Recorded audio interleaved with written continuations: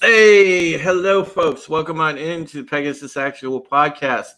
This is Supreme Heretic, and we have my awesome, normal, usual co-host, Script Doctor, PhD here. Obviously, we would usually have Steven, we would usually have Bear, we would usually have Brian, and they couldn't make it this evening because Bear has some family obligations. Steven is busy with some personal things, and we brought back Elaine and Culture Casino from last week, and Nerd Cookies. I mean, she has one of the most awesome channels in the community. So I don't know if you haven't subscribed to Nerd Cookies. I don't know where you've been because her channel is amazing, and of course Culture Casino needs no introduction. Besides being one of my best buds, you've seen him on countless streams together with me, also with our buddy Wes. CC is just good people, and he knows his stuff. And he also loves his show, and so does Elaine. So, it's great to have them back regularly on the panel.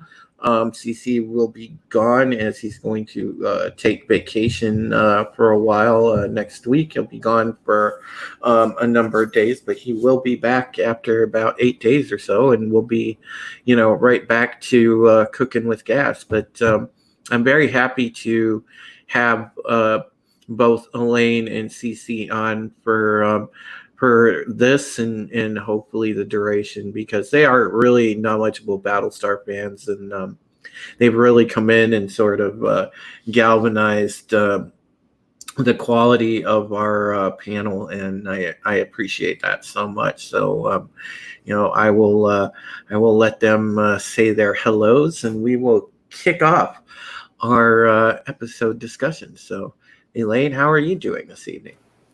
I'm good. Hey, everyone. Thank you so much, Drew, for having me on. Love Battlestar, love this channel and this panel. You guys are great.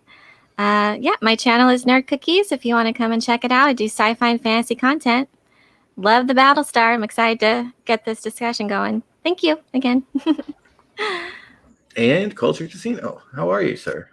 I'm great. I'm embarrassed. You do a wonderful job of waxing poetic about your guests and your fellow streamers. So I appreciate that very much. But I do have a YouTube channel and I have a Twitter, and I talk about pop culture, a lot of entertainment news, and I do a little inside baseball when it comes to some industry stuff, including theme parks, which is where I have quite a background in. So it gives me an opportunity to talk about the things that I love. But it seems like since the theme parks have been closed until very recently, most of the stuff I'm focused on is pop culture news and entertainment, and the people that bring it to you, which some of them are not very nice. But anyway, so feel free to come by and take a look. And while I am not as talented as Nerd Cookies, I would appreciate your visit anyway. Of course, as we know in chat, my friends like to give me a hard time already. Here we go. Ugh. Thanks, Parrot Head. Is that a new picture? New profile picture? That looks good. It is. I love Parrot Head's new picture. It's great. And it's great because sometimes he pops in and lurks, but it's nice for the ambassador to finally come in and catch the beginning and hopefully the entirety of one of these shows, because he's only been telling me for a year, I'm going to come in and check out a Pegasus Actual Podcast. So he's here, so that's good. Angela Straven, great to see you, buddy. All right. So let's kind of kick it off. All right, so I love how this episode begins because we left off at the mother of all cliffhangers last week. The tense standoff between Adama and Kane, and they're ready to just go to war with each other over Adama's men, and Adama is like, F you, I'm getting my men. And Kane's like, I don't take orders from you. And then, all hell breaks loose because we've got, the Vipers launching, and, guns are pointed at one another, and then we cut to black and to be continued, and we pick up right at kind of the beginning of that, where you see the Viper scrambling from the Pegasus, Viper scrambling from the Galactica, and a lot of epic shots of if you're a fan of Vipers, I mean, there's Vipers everywhere in the first 10 minutes of this. Oh, yeah. So it's pretty great. Yeah, and this was before binge watching. We had to wait. Oh God, I know. See. That was quite a cliffhanger. I know. God, do you guys remember watching this the first time and then sitting there it was maddening having to wait, because if I remember correctly, this is one of those where they took a mid-season break, and I was just like, "Oh, are you kidding me?" It was killing me, because I'm like, I need continuation now. Yeah, it definitely gave me time to debate and talk about it. It was mind-blowing for sure.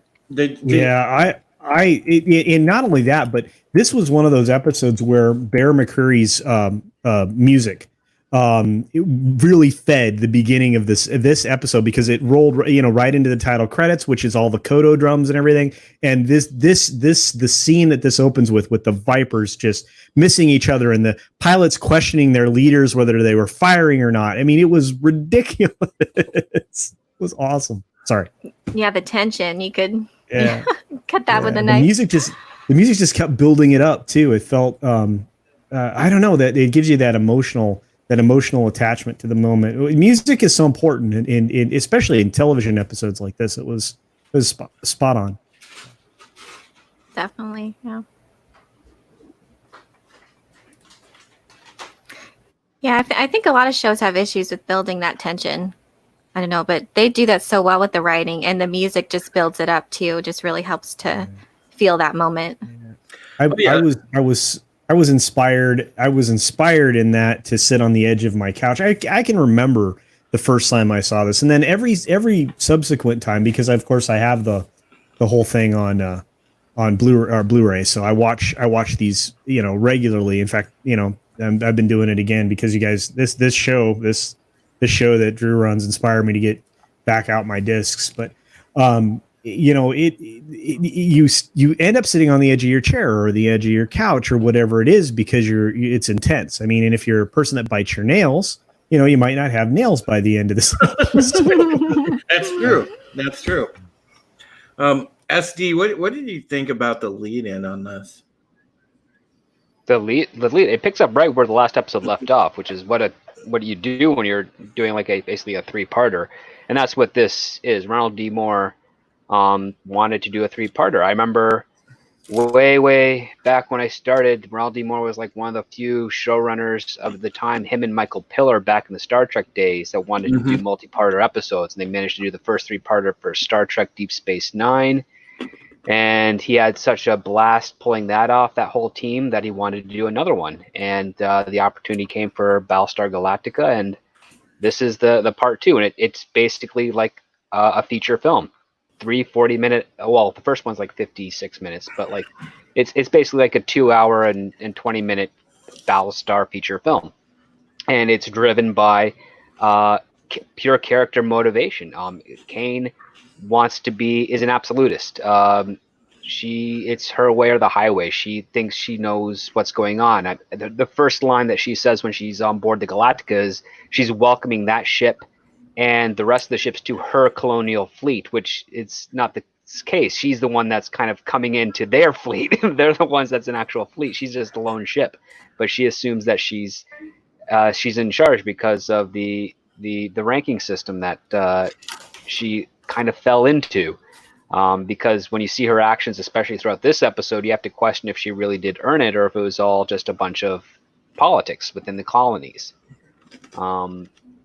And I like the fact that the Pegasus Viper pilots are a little bit more skilled than the Galactica ones, because the Galactica ones have only been doing this for 6 months, because a lot of them are just young recruits. Most of the original CAG and his squadron was killed in the miniseries. So it's really just Apollo and Starbuck leading a ragtag group of young cadets into the front lines, and as skilled as they are, they totally recognize when they're getting played with by the Pegasus Viper squadrons, and it's a pretty cool sense of tension because neither side wants to be the first to shoot, because they know how that will be reflected on the rest of the colony, of the rest of the ships of the colonies. And on top of that, they also know that any misstep would escalate the already huge tensions that have been developed since the last episode and that we're playing through with this one. Oh, yeah, absolutely. And hello to Admiral Oliver Franklin Doom and Lady Mist. Great to see you. And yeah, you know, Yeah. I really loved that whole standoff at the beginning because Kat is this is kind of where you start to see Kat sort of come into her own. You know, you're starting to slowly get to know Kat and kind of get a feeling for her because you know, she winds up eventually being a bit more of a fleshed out character, and Kat is really flustered here. She's still sort of a rook, as you alluded to, and but she's like, you know, she's okay to where she knows how to fly the Viper now, but you can clearly see like this is like 100% combat stress on her right at the moment, and the same thing with like Hot Dog and the rest of that squadron, and as the Pegasus Vipers are streaking all around them, yeah, they're kind of losing their shit. And yeah, go ahead, Cece. No, I was just going to say, Kat does the actress does such a great job of displaying that exasperation in the Viper. I mean, that's a small area to convey that frustration and all of that, and you know, just they're all flipping around each other, and her reactions are beautiful. But you're right. I mean, all that tension. You're right there in those cockpits with the Viper pilots that we're familiar with. So that's cool. Yeah, that's so true. And I think she was basically they're playing chicken, and they weren't trained for this. So yeah, they do so well just displaying like they're out there. They're both their commands they're just reacting to what happened what happened in the previous episode with the lieutenant, and they just reacted. Now they're out there and they don't know what to do. Yeah, this was an escort mission for the Raptor initially, and then Pegasus decided to respond with her alert fighters. And now as you said, it's a standoff. Like, what's going to happen next? Who's going to be the one that pulls the trigger? Much like what we saw episodes earlier, where that one Marine or pilot shot the civilians that were riding against them when Ty was in command. So we know that there's a potential habit of a wrong move that could be made definitely on the Galactica side of things. Yep. So interspersed in this, guys, obviously in between the sort of standoff between the Galactica and Pegasus is the fact that you know, Kara took the Blackbird and took off and did the recon mission on the Cylon fleet herself. And we see Kara approaching a new type of ship, which we now know is the Resurrection ship. This is the first time, I believe, in the series we've seen it up close. And, you know, she is just literally getting the full incredible shots of the layout of this vessel, and they do not detect her one bit. So she's flying through and she's getting all these you know, all these reconnaissance shots of Cylon types, ship types, the whole thing, and then boom, she jumps out. I thought that was a great sequence, and then of course we cut back to more of the standoff, and Kat's requesting weapons free because she's like, damn it, We're all friendlies. Oh yes. Well, before we get to that part, we have we have Kane pretty much requesting Adama be relieved of duty, Captain Adama, with the CAG to be relieved from duty, and that's where Lee goes into the rear of the Raptor and sends out a coded message to Kara to let her know what's going on, so that she can ID herself and maybe hopefully hold off such a skirmish before things get really bad. Yeah, they do such a good job at maintaining a consistent tone and that same level of tension, even when Starbuck's on in her mission. You still have that feeling of tension. She's all by herself. She's right up to the Cylons and right up in there getting all the information, and then right back with Lee. So it's I like how they did that. Is even though we cut to these different people and different what's happening and how they're experiencing it, the tone is still consistent, and I appreciate that. The tension doesn't break. No. Mm-hmm. Yeah, you're exactly right on that, because in the situation with Kara, there's the whole thing. There's a million things that go wrong. If the stealth drive doesn't work, she's screwed because she's in the middle of an enemy fleet. Yeah, there was a lot of risk involved but her willingness to do it. I mean, of course, in the previous episode when she's handed the equipment, the gimbal to attach to the Blackbird to go and do it, I thought that was a beautiful foreshadow of what we got there. But of course, her coasting along the resurrection ship and getting all the photos, it was truly amazing. They had no idea she was in that close. So, but yeah, she had no idea what she was going to be, FTLing back to. but when she jumps back in, she looks out her window. She's like, "What the hell?" And then she gets the message from Apollo. Yep. And then they're like, both ships are like, "This has to be a raider," and they're like freaking out, like, "How did a raider get in that close?" Yeah. Yeah. Yeah, and you know it's what? More interesting that they could detect her on the Dreadis, but not the Cylons her before, because in the earlier episodes when they made the Blackbird, no one could find it. So clearly they've updated their Dreadis abilities. Yep. To see this, because remember, it's not like a cloaking field. This is like a physical issue thing. It's a carbon composite, so it I guess it either can't be detected or reflects off Dreadis signals differently, so that it doesn't show up.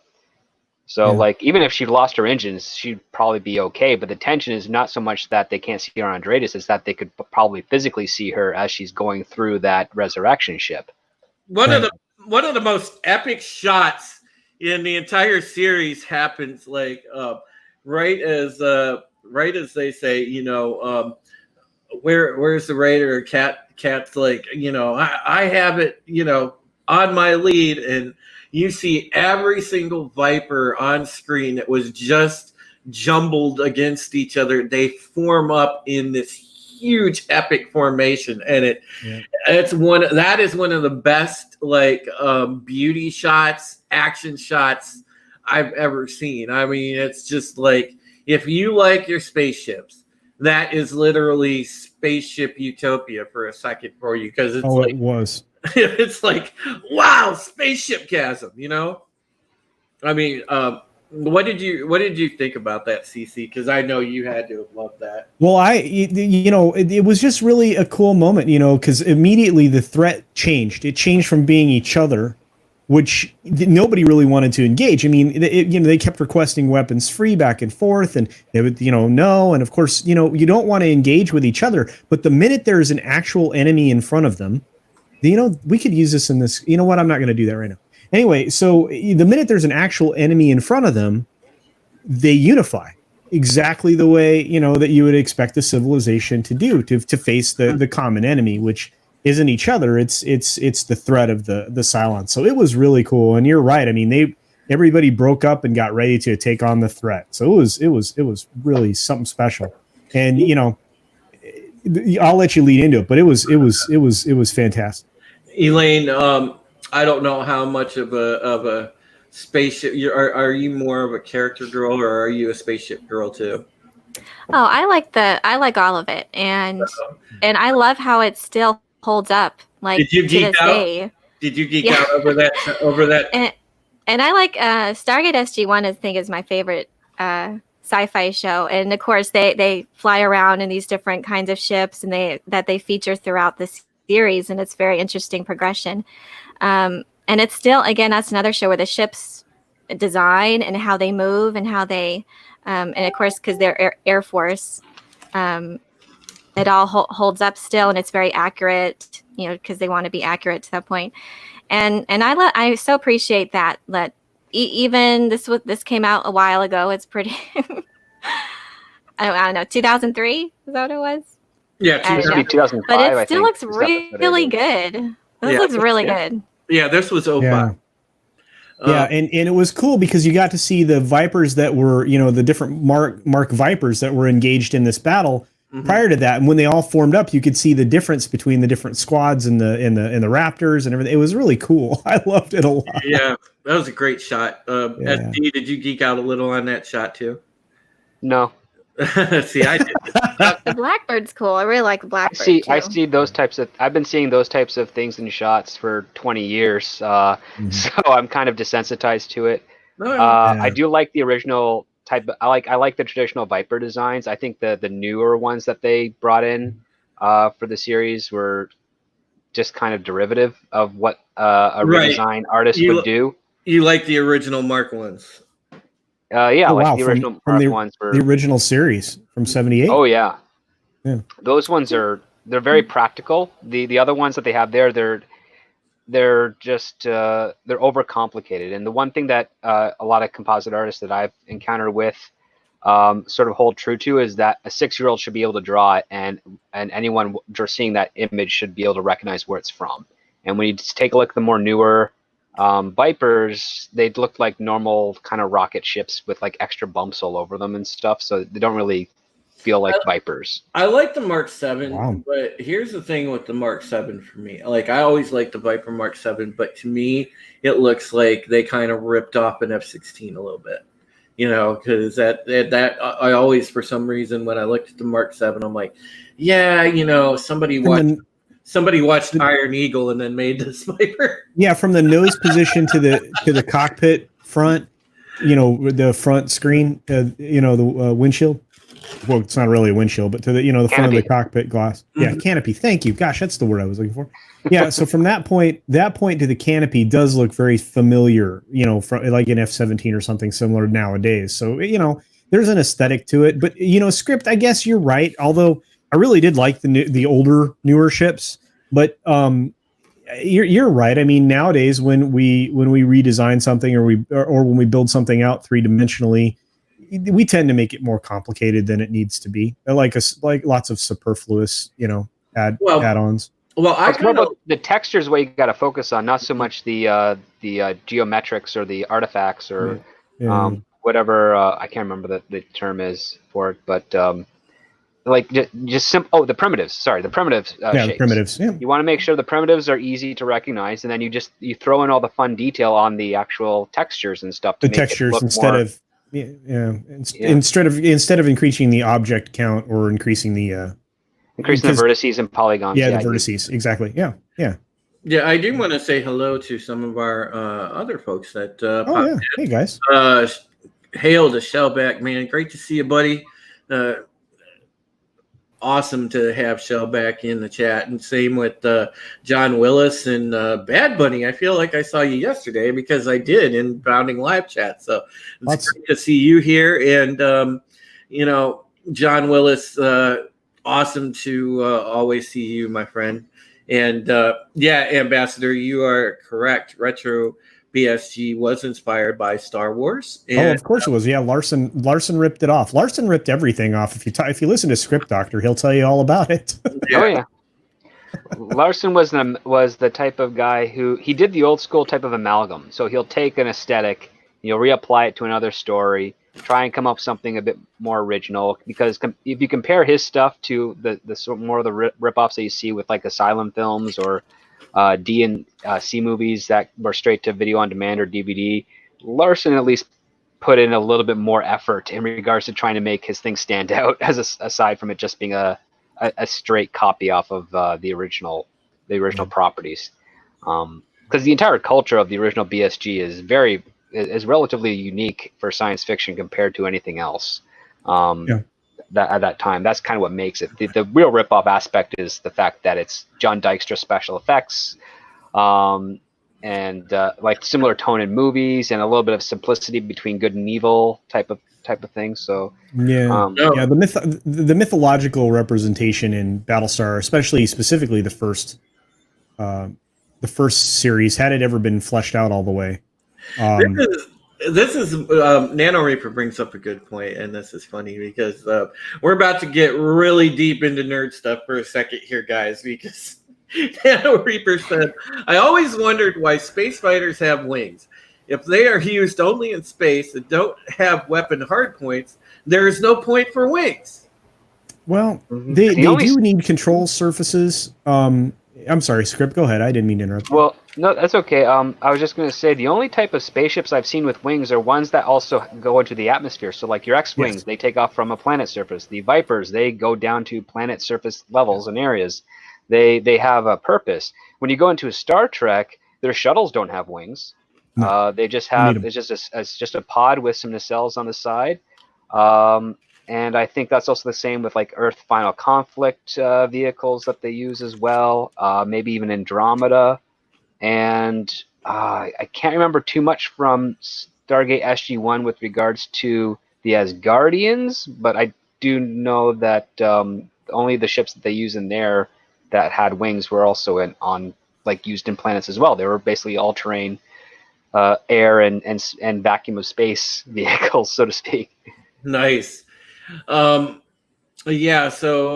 I know some people are. It's great to see Orville Nation, PJ. Hey, PJ. Hey, PJ.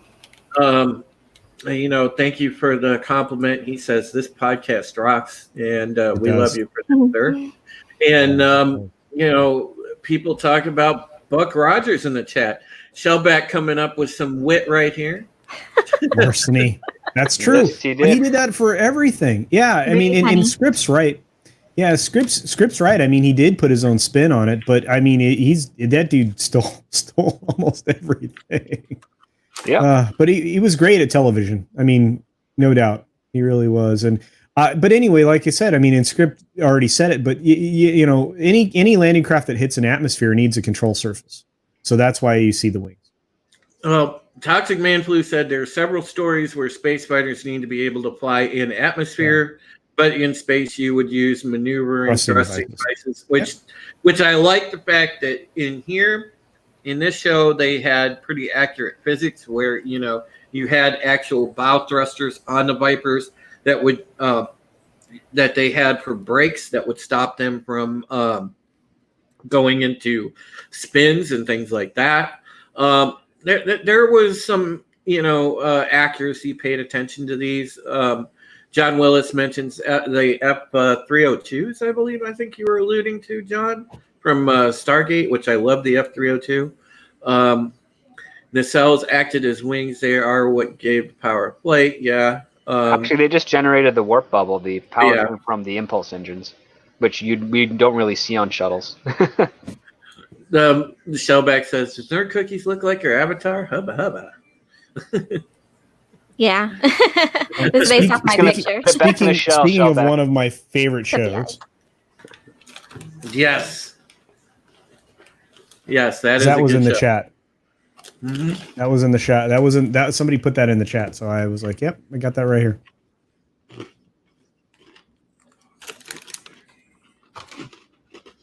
All right, before we nerd out on ships, let's get back to the episode so we don't lose our mojo. Yeah.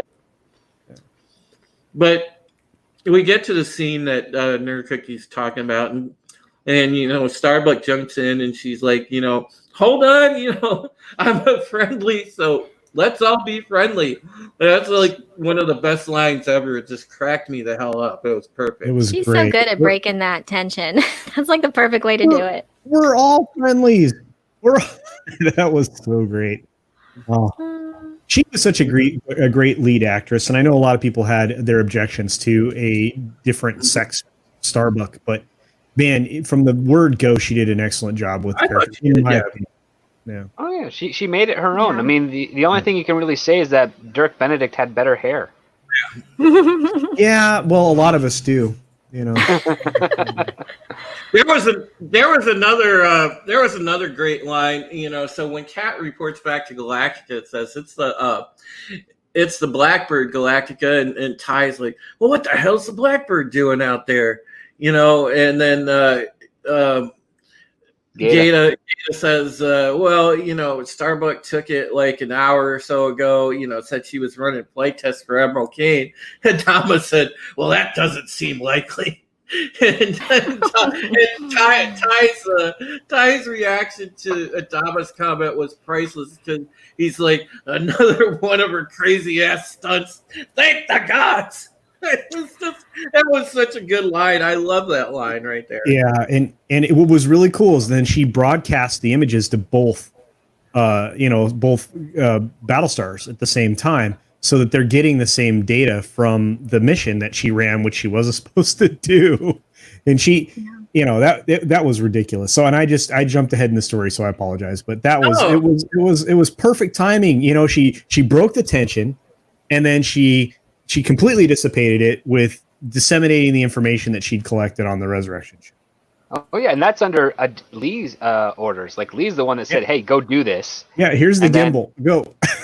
Here's the gimbal. Go. And then what ends up happening is that Kane, I guess, basically because Kara doesn't want to really share the discipline with Lee, Kane basically says, okay, because you did that and you got us what we need, you're going to be promoted to captain, and Lee's going to be revoked flight status. She's like, no, I need him. Like, she doesn't reveal that was his plan, but like, she's like, yeah, you can't take away the guy that basically is the reason why this thing happened. Happened. Yeah, why she pulled this off.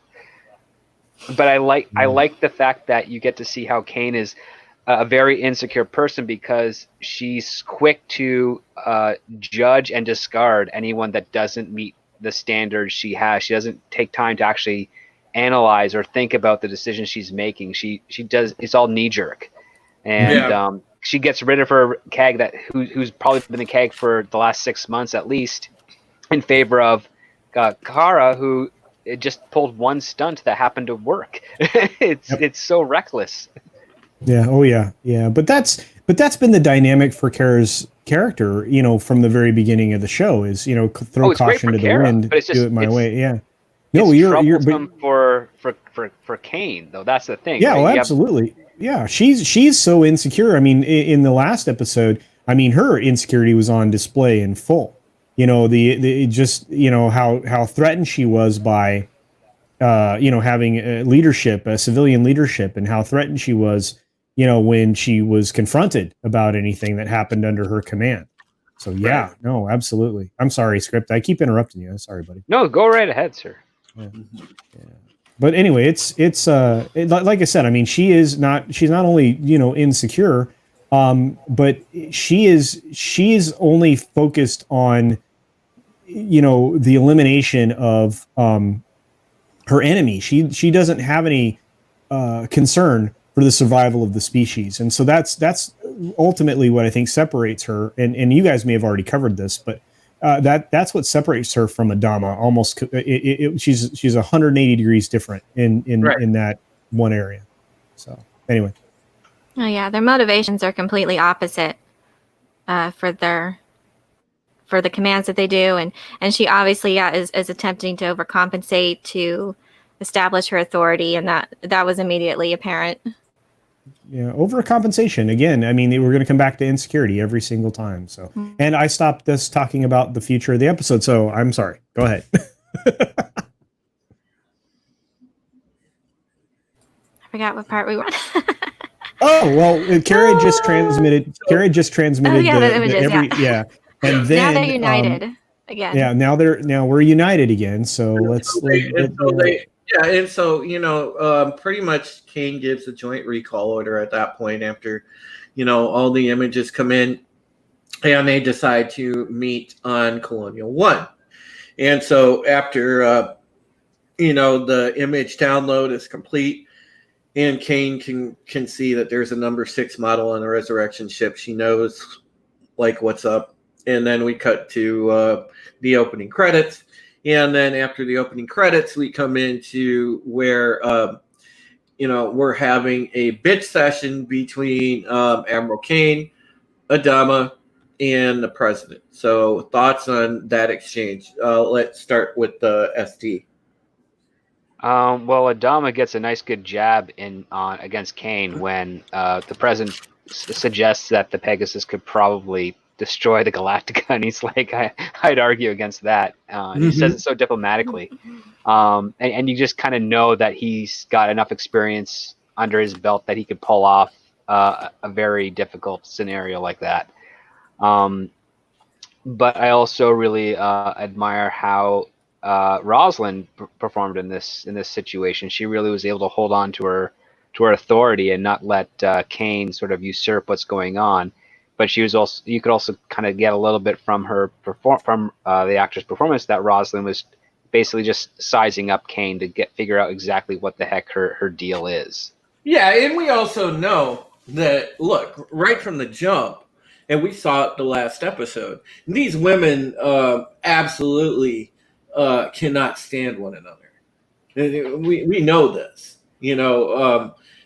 Elaine, you can expand on that. You remember last episode clearly, that first interaction from that time, that the first interactions between Kane and Rosalind.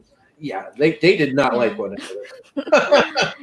And she just stands for everything that Rosalind is against. And we could see that represented in Rosalind's office. Every time we go in, we see the number of people that are alive. We see the number of humans, 49,000 something are back there. But that's not what Kane's first and foremost thought is. It's not about preserving life. It's about killing Cylons at all costs. Yep.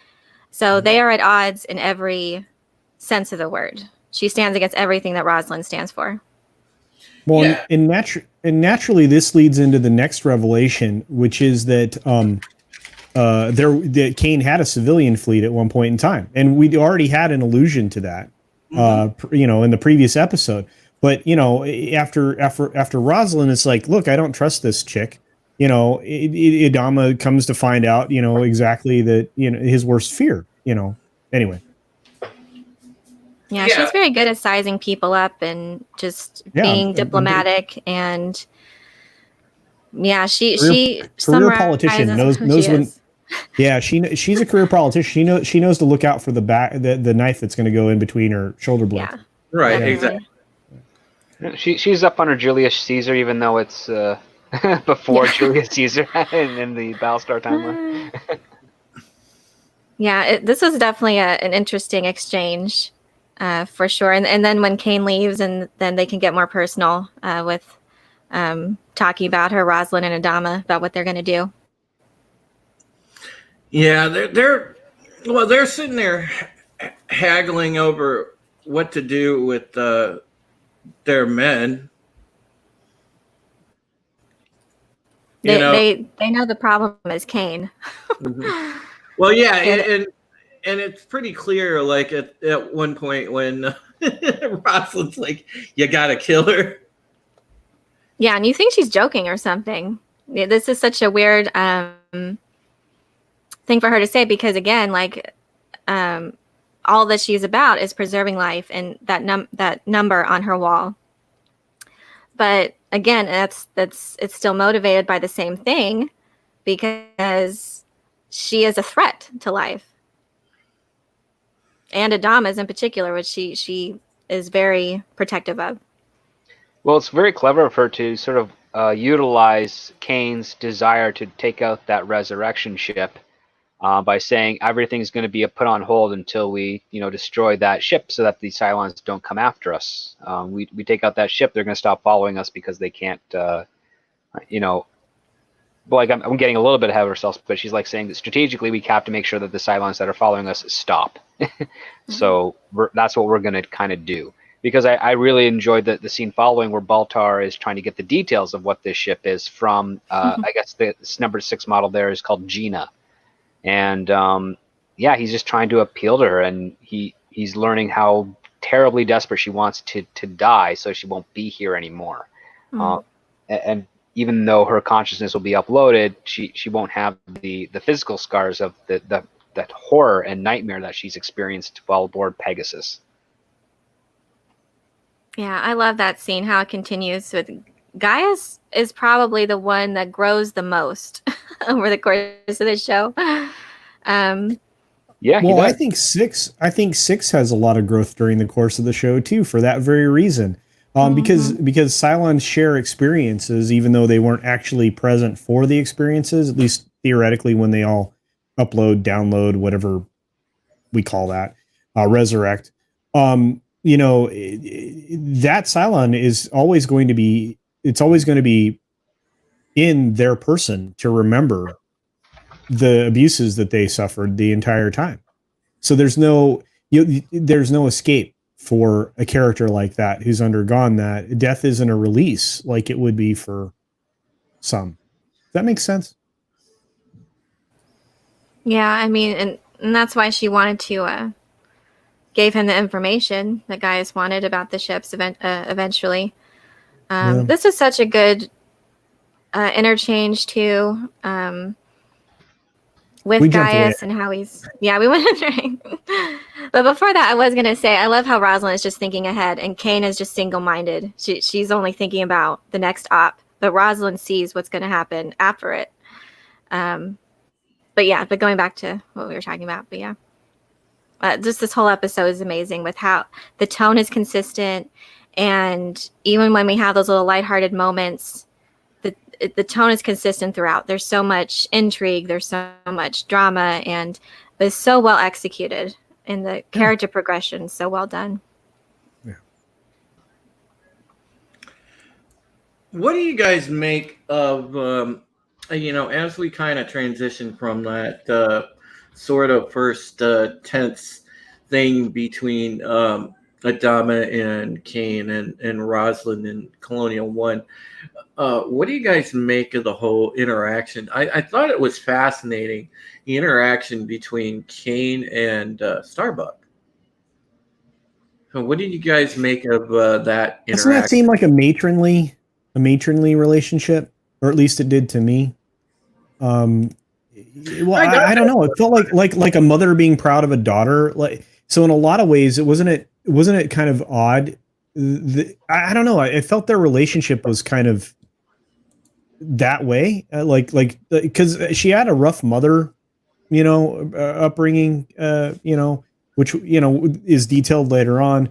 But it was like a mother. I don't know. I felt that mother-daughter, or like a parent being proud of a child, or and wasn't upset by the ignoring orders. There's a term for that. Script. What's it called when you do something that's willfully against orders in the military? It's not good.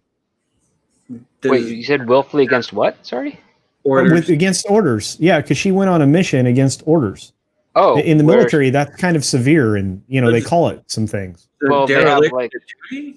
Well, no, derelict means that you fall on that you're destroyed. Yeah. You're just kind of not there. Well, she was insubordinate, and there you go. And what else?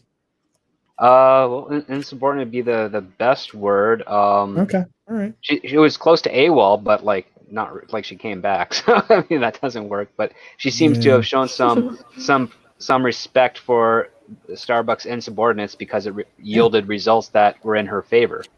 Yeah. Mm-hmm.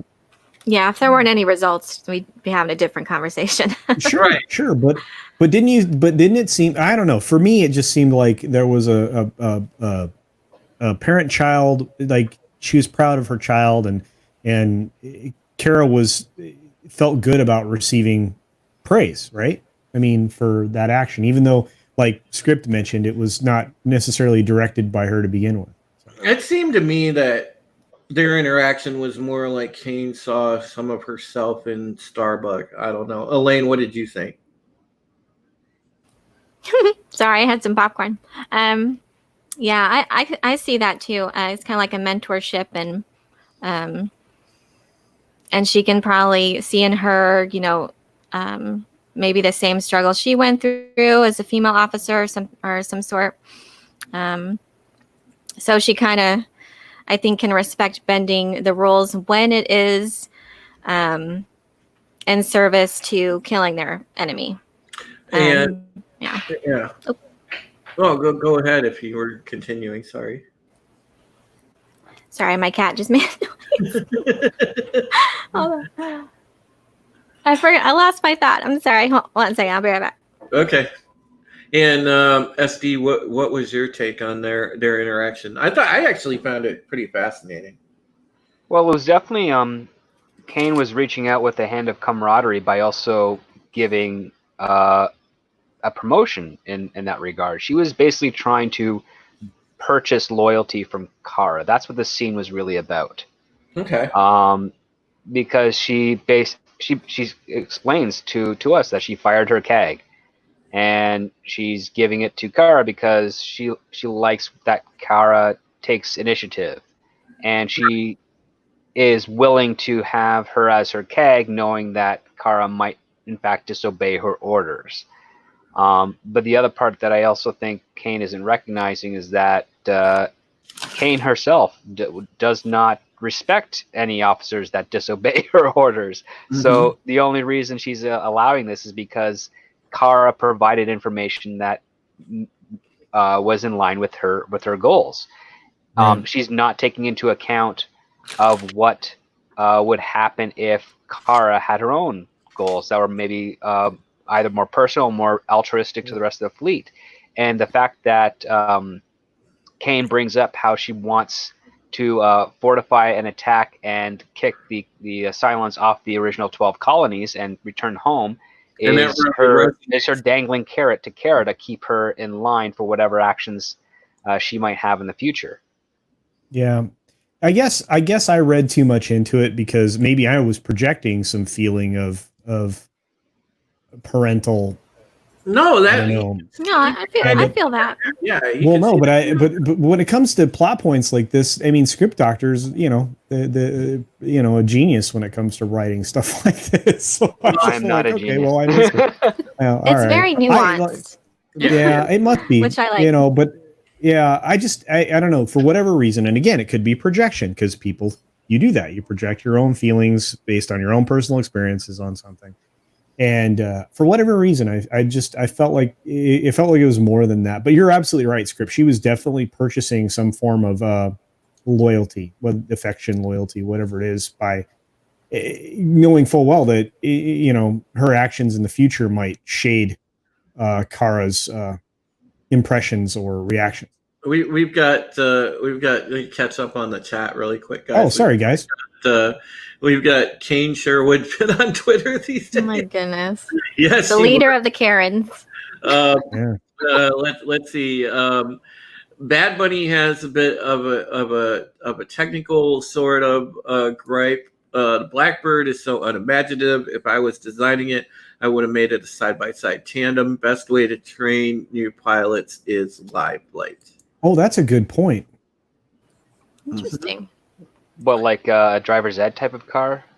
Yeah, kind of. Yeah, like when you're getting your pilot's license, you're not on the stick right away. I mean, you are pretty quickly, but you have to go through the basic understanding of flight controls, and and how to move your control surfaces. So. No, I mean, a good tandem design would be kind of like a helicopter situation where you have it. You're still in the center of the ship, but you got your master pilot above and behind you, who can take over in the event that you screw up. Or an A-wing, something like that. Mm-hmm. Yeah. No, they should have taken a Blackbird and built it like Airwolf. I wanted a sci-fi Airwolf. That'd have been cool. Oh wait, yeah, that would have been cool. Oh man, but John Willis kind of goes on to he said that his vibe was that with the all of us has happened before vibe had a whiff of a simulated universe, like the gods were playing a great casino game to settle an argument. That's definitely a good way of looking at it. I like that sort of perspective. John Willis, man, you were on fire tonight in the chat. Yeah. Good points, my guy. Yeah. Good points. Yeah, great insights. So, so yeah, you want to take it from here, Script Doctor? So just after or finishing Yeah. up the Kane and Kara exchange. Let me try and remember, because I watched this episode the day before yesterday, so I'm a little rusty on that. But I believe after that was the case, I think what ended up happening is we go to the flight deck and we see the civilian who's now in charge of all the crew agreeing to Adama that they'll be ready to, all their ships will be ready to fly for whatever mission options they have. Right. And Adama picks up that this guy isn't military, and that's where he learns. We missed one thing, SD. What's that? After the thing with Kara is when we get to cut back to Colonial One, and Adama and Rosalind are having a private conversation, and that's when she sort of confides in him that, hey, look, this can only end one way. You gotta kill her. We already talked about that, though. Yeah, we kind of covered that. We might have skipped over the execution part, but that was definitely a conversation that happened, which seemed out of place for sure. But very much, something that Rosalind would do, which is what Elaine was talking about. But yeah, we do move on to that the civilian on the flight deck. That's the engineer. Yeah, the engineer, because this is a very important moment. This is the door that opens wider for Adama with understanding Kane, because like all the little guys, like all his crew and stuff, kind of get the idea because they've been talking with all the Pegasus people, so they're kind of formulating an understanding. This time here, Adama learns from Callie that he was a civilian. He was on a civilian ship.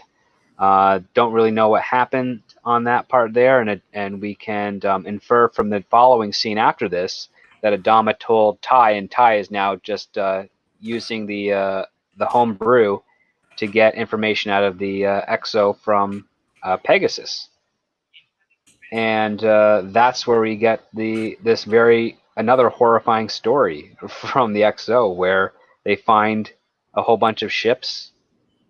And Kane makes the decision that it's military takes priority, and so they strip the ships for parts and gear and take the civilians they feel are valuable aboard their vessel and abandon the rest, which is scary.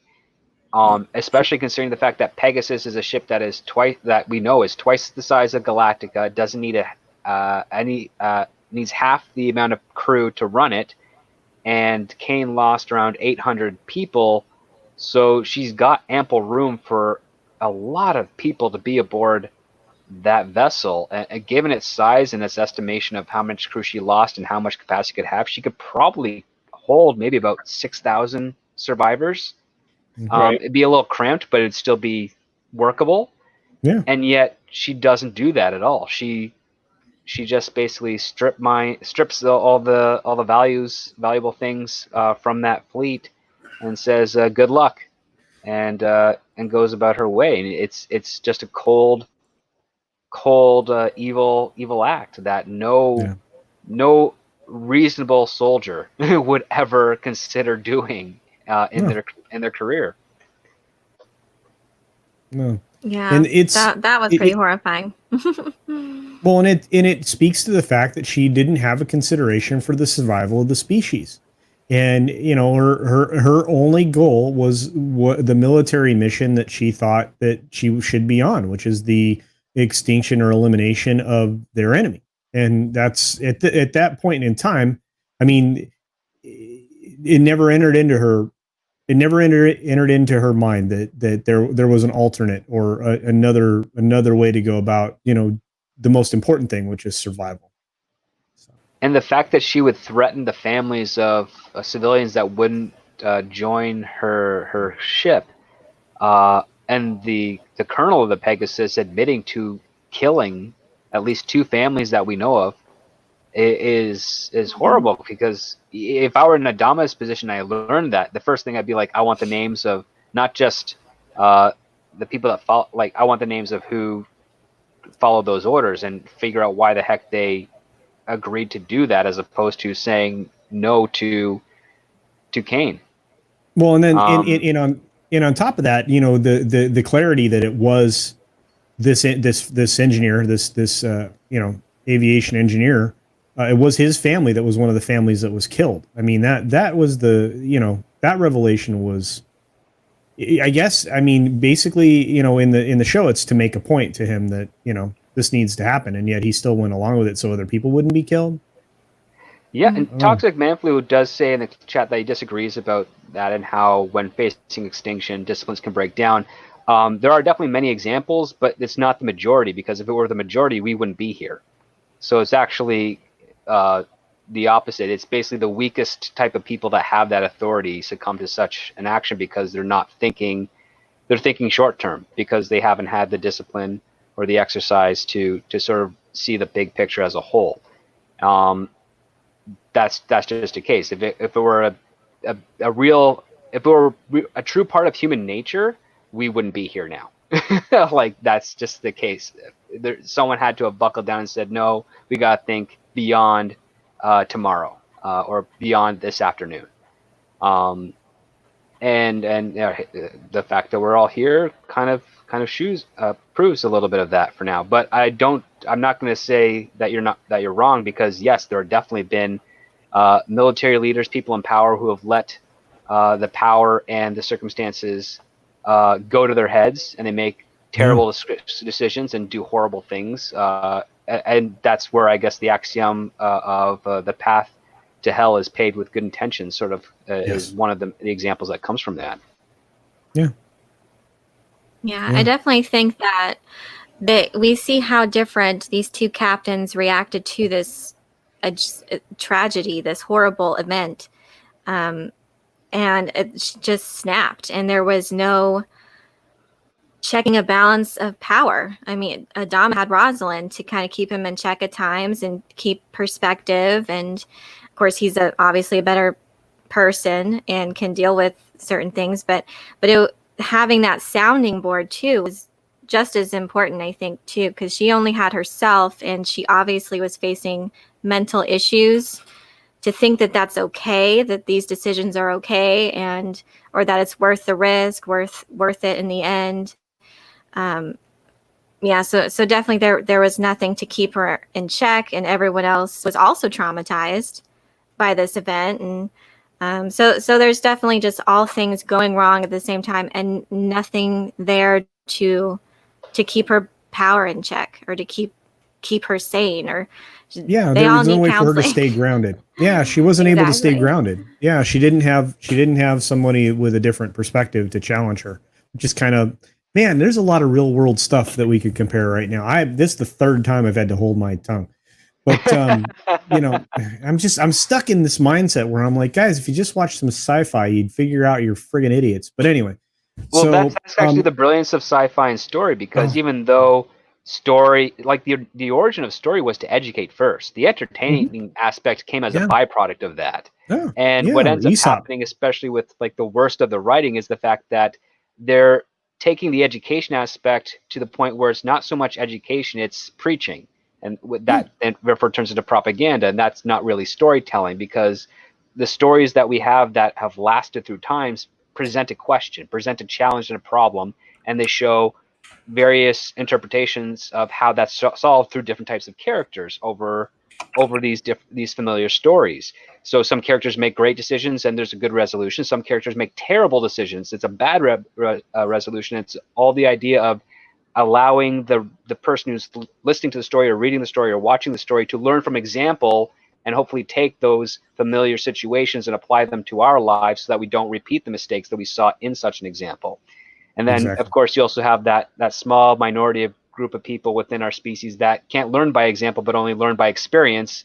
So they're doomed to basically hurt a lot of people in the process of just trying to learn the basics that are in our own literature and history. Yeah, history, preserving history instead of throwing history away or burning it. Probably a good thing, right? You can learn. Very from good that, thing. maybe? Also, being able to try and get as many perspectives on those moments as possible, so that you get the most broadest painted picture of the situation. Because history is not always told by the victor. Sometimes it's just told in secret through other means of the survivors, and it just sort of bleeds its way through. And in some case, even the victors can be a little honest with regards to what they did. Rome is a great example. They documented everything. And you can a couple of email correspondence with the governments of Italy, and you can get copies of all that stuff, digital copies of all the records, and read all the weird, crazy stuff they did in Roman periods, and see like, they weren't 100% objective, but they were pretty damn close. Yeah, they tried an awful lot. So as we move on, I think we're going to go to the scene where Gaius Baltar is talking to the prisoner Gina. Yeah. Yeah. Before we get into that, sorry. I'm back. Sorry, I had to step away for a second, but no, just catching up on the chat. I like John Willis's little explanation of Black Pirate Kane, and Toxic Man Blue says, "I disagree, Script Doctor. When you are facing extinction, discipline breaks down. There are many examples of this throughout history." Yeah. And John Willis says maybe she had to come to terms with the extinction of the human race and thought revenge was the only option. These survivors are a petty nuisance. I didn't see that. I like that. That's brilliant. Yeah, and I agree. Survivors, what a bummer. Friggin' jerk. And Toxic Man Please says the character of Kane is showing the worst of humanity. And Toxic Man Blue also said, I disagree with you.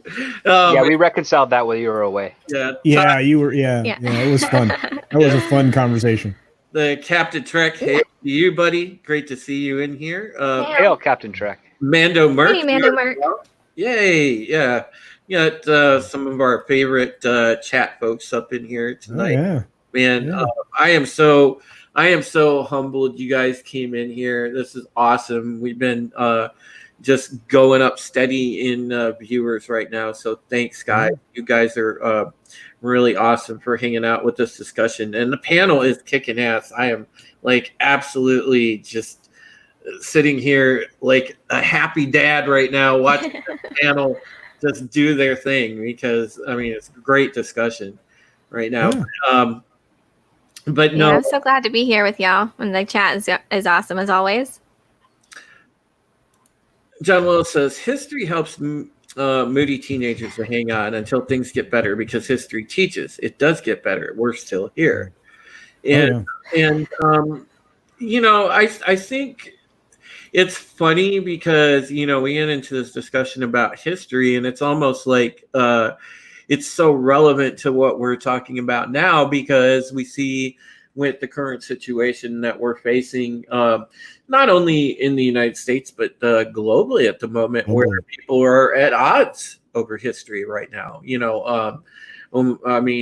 are really at odds with our other human brothers and sisters over history at the moment, because of the fact that many of us feel as if history is being erased currently, and it's a point of high contention.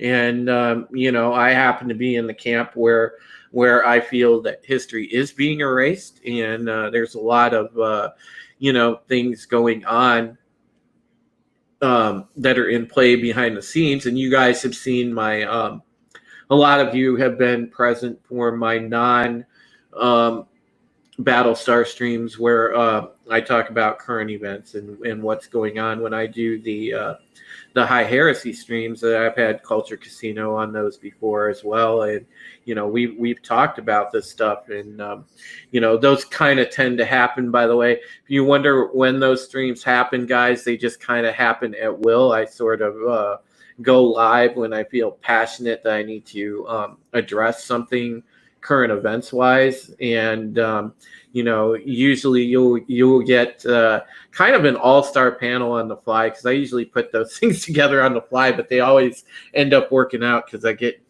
great people on to discuss things. But that's what I like about this show, that even though it's from a decade ago, God, the relevance is just crazy. I mean, you watch this back, and there are so many good allegories, parallels that you could draw to current day and some of the situations that we're. What's your favorite one so far that we've seen, Drew? What, episode wise? No, just the general allegory that we've seen that has a cropped up since the start of since season 1 to now, that you can pick that you think reflects what's going on now, just to help the audience so that they can better relate. Well, I think the allegory that's being explored here, probably just about in this current story arc, as we get into the Pegasus story arc, where you really kind of start to see that debate, especially with from the prisoner's perspective. And I don't want to jump too far forward with Gina, but when you get to see the perspective, and you also take into account what happens to Sharon in this episode, because as we work up to this scene that we're going to talk about, this discussion between Gina and Baltar, there was also interplayed in that scene where Adama is apologizing to Athena for the treatment that she had to go through, and the fact that the trauma that she just had to go to, where she was raped, and or attempted rape anyway, and it goes through the it starts to make you wonder. Well, where's the allegory though? Like from that? I know what I'm getting to that, script doctor. It starts to make you wonder just how far from humanity are the Cylons, because should they be considered a different species and have the rights and respect that we give to another person of different racial background, instead of just looking at them as somewhat lesser, as like more or less like a subservient race, or somebody that is just a servant type of person, like a robot. Should we look at them as a full other just different racial background? And you really start to pick up on that now, and I think that's fascinating. And this is that's probably my favorite allegory in this, because it really starts you on that level of thinking, from now until when we get toward the end of the series, which I'm not going to spoil anything, but it really starts to get you thinking. It plants that thought in the back of your mind, and it's definitely something worth examining. I really like that. It's definitely some good points there that you make, Joe. And I also like, too, specifically in this one, the dangers of just reacting purely out of emotion and not asking questions, not finding out the facts. I think that came through, too, especially with Kane just reacting and demanding the two officers' execution. But also, too, and then Adama reacting, everyone sending out the ships. And you have no one wanted to take a moment just to see what happened. Yeah, you have one party of the human race that is not seeing the forest for the trees, and then you have the other party that's seeing the long term. Drew, I think your allegory was more like we have to be careful with like the Google Plus, like Google at home and Alexa and all those types of things, because that's kind of what you were talking about with how do we treat our machines? Are they a species? Because there's something very distinct with regards to how the Cylons are created that you can't really sort of reflect with when it comes to ethnicity differences of humanity, aside from the fact that, because we didn't, like, one ethnicity didn't create another, so to speak. Like, black people didn't create Chinese and then enslave them. Right. So you have to think a bit more broadly in that. But when you're dealing with the Cylons and how we treat machines, like, are they tools or are they something that's going to be more integrated with our society? And if they are, what responsibilities do we have? That's a great allegory with regards to what Battlestar Galactica is doing. That's what we have to address today. How much are we going to let our technology influence our lives? Because that's what's really happening here, especially between the relationship of Six and Baltar, because Six is basically manipulating Baltar, but the result is that he's sort of becoming slowly a better person, a better human being as a result. Where beforehand he was completely selfish, self-serving, basically a Twitter bot, if you will. And now he's kind of stepping out of that social media mindset and thinking about other people, and specifically this character of Gina, who he's encountered, because he's seeing multiple aspects. Number one, he sees someone he can help who looks exactly like a person he fell in love with. And number two, he sees that if he helps her, it can get information that can help the species that he's responsible for protecting with the office he holds. Right. Yeah. You know. Oh, go ahead, Elaine. I was going to say, that's such good writing right there. To so many things we can pull from.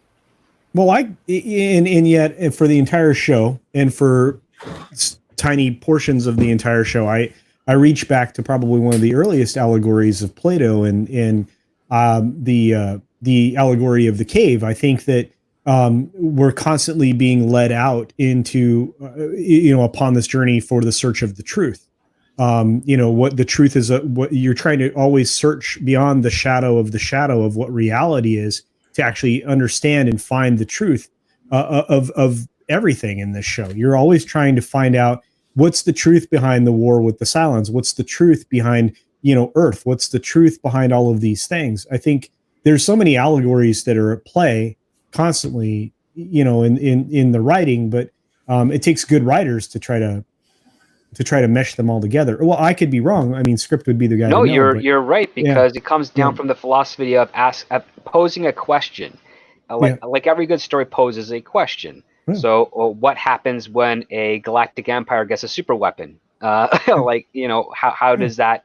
What you have that, but then this happens. Where you have in current writing, you have and then this happens, which is basically how a child tries to sort of explain a story because they don't understand all the parameters. Yeah, it's the improv version of storytelling, and then yes, and then yes, and then, which is unfortunately a terrible thing to sort of hold on to when you're trying to craft a story, because you want to be in a writer's room where you can say yes and then, but once you get that beat down, it's like, okay, so how can we make this and then a consequence? So how can we make this and then a but then? Because everything in story has to be a consequence and then reaction. And this is what we see driving Battlestar Galactica.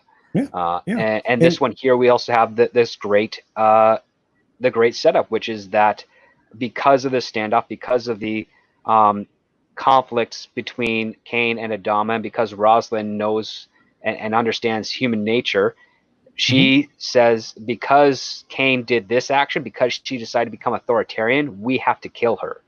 There's your action and consequence. And then Adama's like, I don't believe in that. And I don't like that idea.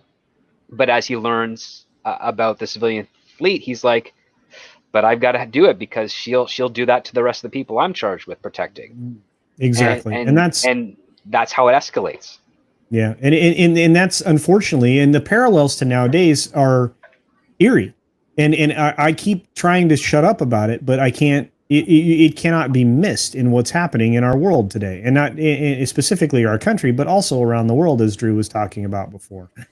So we're going to stick on this forever if we don't move on. So we might want to move. Yeah, I know. It's great though, because again, as we pointed out many times, it's the fact that this show is so good at raising questions and debate and just so many things, because we can all agree just the writing is so stellar on this show. And this is what is missed in science fiction right now, especially like modern science fiction. I mean, you take something so absolutely asinine, like if you watched Picard, and of course SD and I have both sat through that as SD did reviews on it. God, it was just awful. I And don't know how you guys did it because it was so offensive. I made it through 4 episodes, I think, and then I tapped out. I can't. That's me too. So much abuse has Yeah. happened to the Star Trek brand Mhm. under its current leadership. I mean, it's the same thing that happened at the CW with the Berlanti Productions with the superhero genre. They need So Ron it's just back. anyway. It's more. It's beyond offensive to somebody who understands the true nature of the show.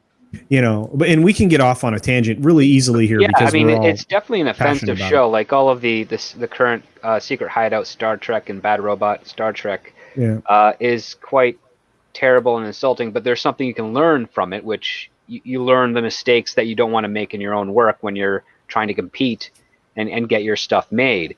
That's true. Because the fact of the matter is that especially a show like Picard and Star Trek Discovery, they have had a nightmare of production issues. They also waste a lot of money. Here's the sad part. So Picard is estimated to have approximately $8 to $10 million an episode. A show that's on the CW from the Berlanti superheroes shows, approximately 1.5 to 2 million an episode. Yet the quality across both of them is the same, which is terrible. Right. Yeah. Exactly. So, like, the first thing you have to say is, okay, $2 million for an hour-long drama of a superhero show. You can't do that. You can't do that with justice. I even think Battlestar Galactica was fairly expensive for what they had, and they used a lot of standing sets at that time. Yeah. To tons of green screen down, and a lot of composites. But they were done very sparingly and carefully. Like, as much as they could shoot practically, they would, because number one, a lot less post-production. Number two, you don't have to keep building sets and things. I think this the Pegasus set was part of like another special, but they got it was repurposed as the set of the Cylon base ship, and we'll find that out later on in the show. Like they built that set and then they were able to modify it for another set later on, so they were able to actually get more uses out of it. And but when you're trying to do like a superhero show for $2 million that has to be has to have some significant action to it, $2 million is not enough. Like you just can't do that. That gets you equipment, crew, and your cast pretty much, and maybe some minor special effects. $2 million an episode. Like, it doesn't go that far. A superhero show needs a minimum 4 to 6 per episode, and it's got to really hit hard. We got one thing that we have to remember, though, Script Doctor, again, at the time, and for those of you in the chat that are Star Trek fans, that are Deep Space Nine fans, you guys will know this. A lot of the writers, the staff, the people that worked on Star Trek DS9 immediately wound up on Galactica, working for Ronald D. Moore, and one of those that stands out, obviously, is visual effects. The visual effects guy, Gary Hutzel, one of the best in the industry at the time, and I mean, you can see that he got the most bang for his buck. It would also help that the scripts weren't written to be special effects dependent. No, and that allowed him so that they could have the first half of this season too is not a whole lot of special effects, but when we get to Pegasus, we start seeing some of those space combat stuff. You can tell they knew this was going to happen as soon as they started season 2, so they made sure that they not only gave enough time for the special effects department to start getting all those things in a row for that production, but that they were able to make sure that the budget they had for that season would go where it was needed most, and that would be this 3-parter here. Mm-hmm.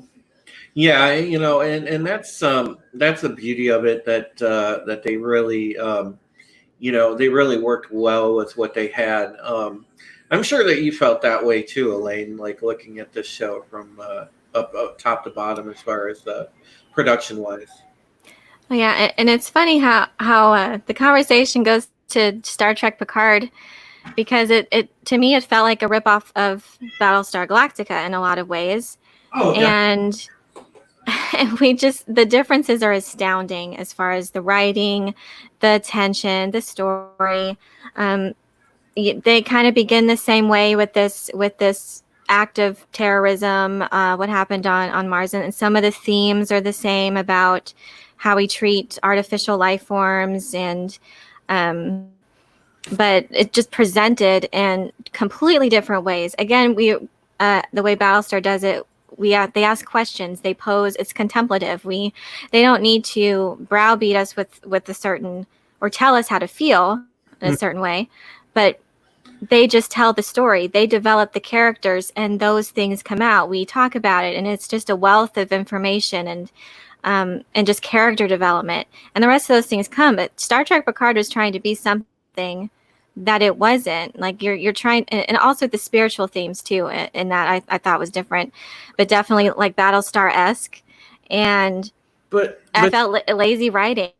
Well, the subject matter was beyond the intelligence of the writers on Star Trek Picard. That was the biggest problem. Well, and see, here's a big difference, and it's what we're talking about right here. You know, just what's happening organically among us, where we're having good discussion, good debate, and we're actually, you know, asking questions, looking at bigger pictures. Star Trek Picard doesn't provide any of that at all. What they did with that is there's a very pushy way of writing in it that has a whole lot of, you know, current day, obviously, you know, current day propaganda. You know, let's be real. It's current day political propaganda with a lot of the sort of social justicey type stuff in it, and you know, in a lot of the, you know, well, it was a dominance of females in power, but they kind of botched that because everyone that's in power is terrible at their job, and this things are falling apart, which I don't think is very good representation of female management. No, not at all, because you know, I mean, you have to look no further than on the current panel. We have a brilliant woman there, you know, and then that is and see that the Picard is the antithesis of that, because it fails in that aspect, as you mentioned, Script Doctor, and it's very pushy on the viewer to accept their worldview and everything else. Whereas this show, the brilliance of Battlestar is the fact that it's not pushy. It presents, you know, conundrums and gives the audience a chance to, you know, take whatever viewpoint they like and sort of mull it over. And that's why, you know, any good show that is written, it should work like the way that this show does, where it creates debate, it creates discussion. It doesn't tell you one way or the other how to feel. It doesn't tell you how to feel, but it definitely leans you into a more into a direction of being a bit more moralistic, because that's what the story is. Like Adama always makes some pretty good decisions, but he's also made some bad ones. And when he makes some bad ones, the show sort of leans against that and has another character sort of bring in what would be considered a more consequences. Yeah, to show consequences, exactly. And to show dramatic conflict between them. Because, in truth be told, like whenever a writer writes something, they're trying to tell a really great story, but they're also trying to make a point of their own perspective. And they want you to ask questions about that. And a good writer will make sure that the point is made, but it's not a ham-fisted point. It's not a propaganda. It's basically saying, this is the point that I thought of. These are all the things that I thought of to contradict the point, or at least argue against the point. And these are my counter arguments to that. And I'm doing that through these groups of characters to create drama. And hopefully, if I've either my initial idea will be correct by the end of the story, or maybe I will find an argument that's different, and I will write an ending towards the better argument, and let the audience be entertained by that journey, as opposed to realizing that maybe I taught them a lesson that, or maybe I presented an idea they never thought of before in order to spawn a debate. Well, and that feeds into something I was talking about earlier. I brought it up personally. I said the writers of this show were doing a limited form of projection when they're doing their storytelling.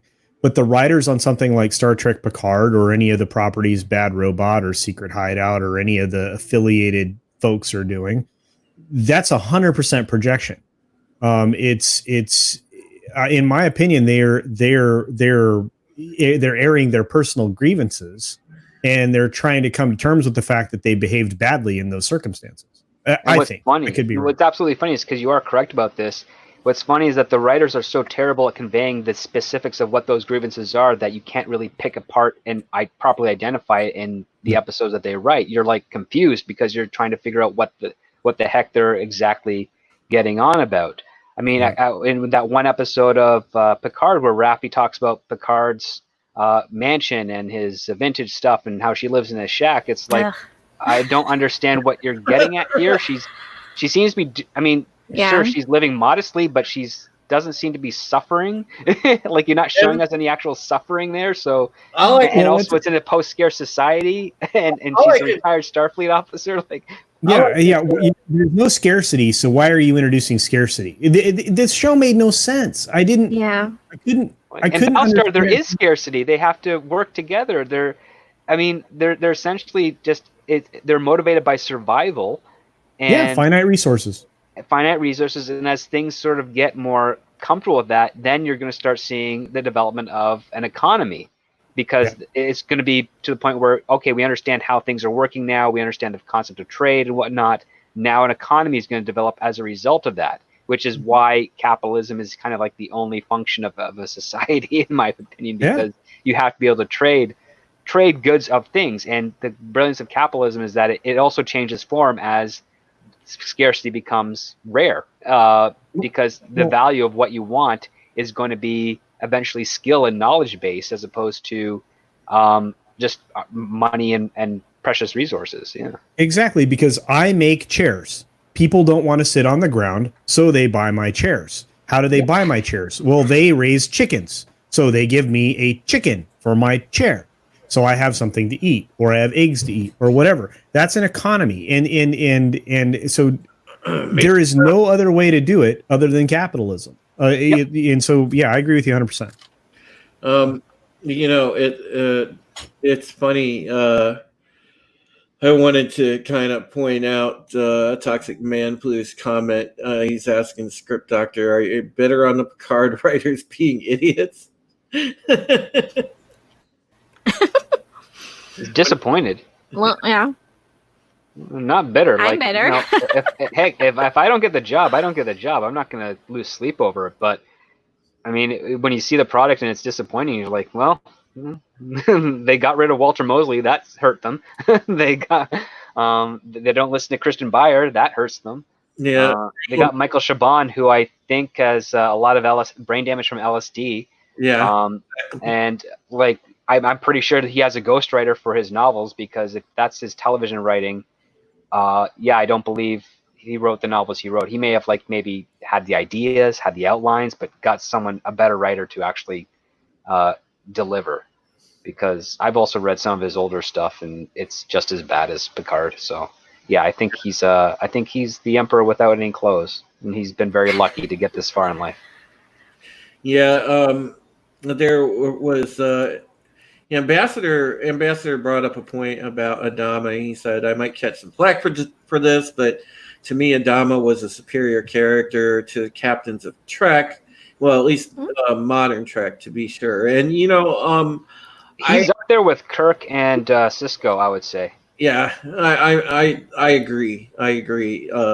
Man, well put, SD, because I feel the same way. Let's see. Bad Bunny says chicken chair equals culture. Make a bunch of chairs out of Only chicken. one chicken per chair. Wow, what a bargain! Yeah, you definitely need to do one chicken for a set of 12. Walton's chicken. I'm doing this. Oh, that's awesome. Shellback now wants 2 chairs from you. I need 2 chickens. I will not negotiate with terrorists. Oh, man. At Script Doctor, you would have made that show great if you could convince Patrick Stewart to go with you. I don't even know what he wanted out of that show, because I don't know. I watched it enough to review it, and I'm like, what was his agenda that he wanted in this? He didn't want to wear the uniform. Stuff. Yeah. Like I know he didn't want to wear the uniform. That's fine. I can write a good show about that. What else was there? Like, no, I got nothing else other He than the wants fact something that to reflect today's issues. Is that it? to reflect today's issues. You can do that by him going to an alien planet that's dealing with today's issues. Well, I don't know. I don't know what they presented beforehand, but I don't know why they wanted that look for him. He was just always being yelled at by everybody. Like the whole universe rested on his shoulders, and he let everyone down. Elder abuse. Well, they misunderstand it. They misunderstood a principal rule of writing, which is never make anything easy for your main character.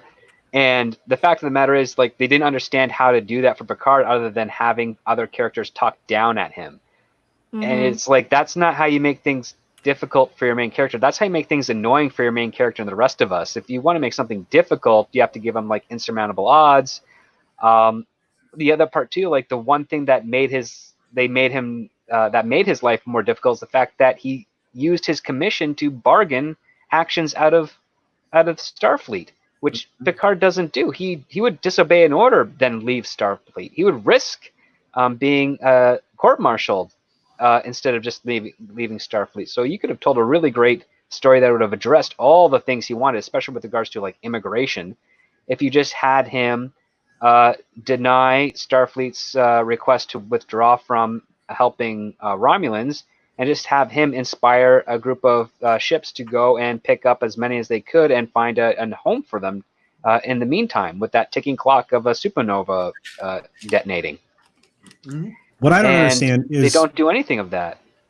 Okay, and lots of people have brought it up about the transporter technology and everything else that could have solved all those issues that they created. But how did this actually talk about Brexit? I'm still trying to figure that out, because that was his number one point, is this is going to deal with Brexit and Orange Man bad.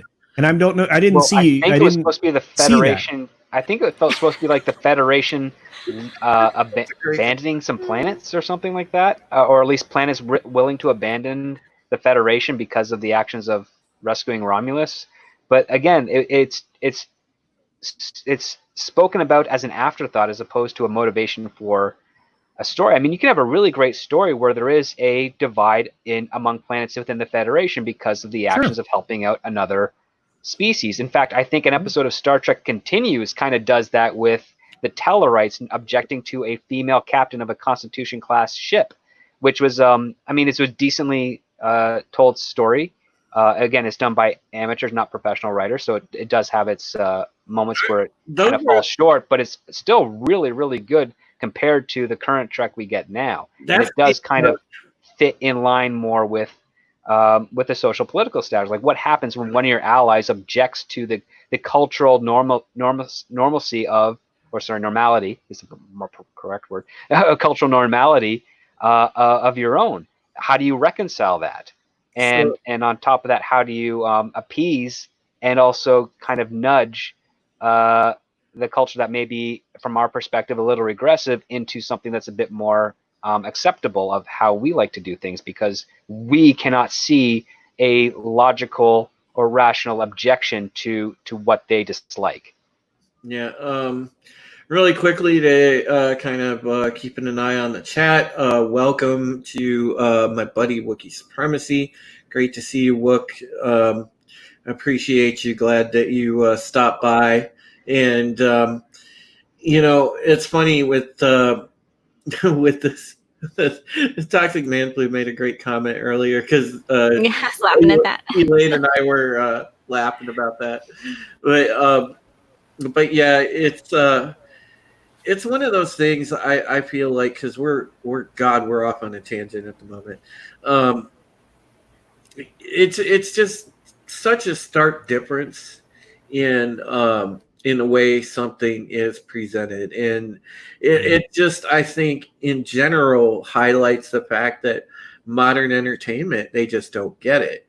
They don't understand that, if you really want to want an audience to be engaged and present something compelling, this is a good formula to follow. It's a very good formula to follow, and so much of our entertainment, be it movies, be it television shows, they continue to try to shoehorn in like and browbeat people with just you need to feel this way, and you need to do this, and you need to do that, and there's no, get lost in this story and enjoy. That seems to have gone by the wayside in favor of we must shoehorn in our political goals right from the jump. That's like almost the most important thing when you see a lot of modern entertainment now, and it's disappointing because it's not a lot. It's just the popular entertainment as opposed to a lot. Because I mean, there's a ton of shows on television that don't even care about the identity stuff, but not a lot. Yeah. The ratings are like 1 million. Per episode. It's not like the 2 or 3 million episodes or the stuff that's been watchy. Like Expanse doesn't, as far as I can recall, it doesn't really have a whole lot of our types of or agenda-driven politics. But then again, as popular of a show as it is, it's been canceled twice, and Amazon has come to save it. So that's not really the most popular thing out there, but it's enough to gain a niche audience that Amazon can see some money, some profit out of. In producing. Conversely, you take another terrible science fiction. I'm not saying Expanse is terrible at all. I'm just saying you take another science fiction show that is terrible. I just want to make sure my words are in order there. Like Vagrant Queen, which was canceled, and it was definitely agenda driven. And then I made it through half an episode script. Half. I'm sorry. That's tough, because even when it's chyrons are being snarky at the audience, you kind of just roll your eyes and be like, what the hell's wrong with you? But apparently it has a very small fan base of a few hundred people that think the show deserves a chance to prove itself because of these identity politic issues. But I'm sorry, that first season was its chance. It failed. Get over it. Move on. Well, if you cannot get an audience and popularity in the 21st century off of first season, your show does not deserve to go on. And this is everything wrong right now, because apparently that Twitter mob yelled and bitched and moaned about Vagrant Queen, and now guess what? It got saved. It's not saved. Yeah, it is. It's not coming back for a second season.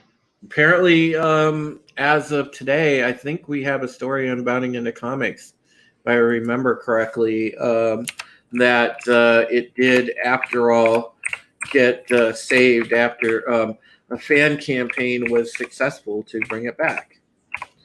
So let me... it had like 20 million signatures? Because that's the only way it's going to come back. Like, it needs guaranteed audience. Now, let me double check here, but I'm pretty sure that it did.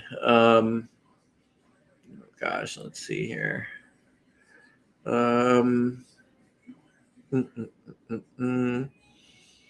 Bear with me, guys.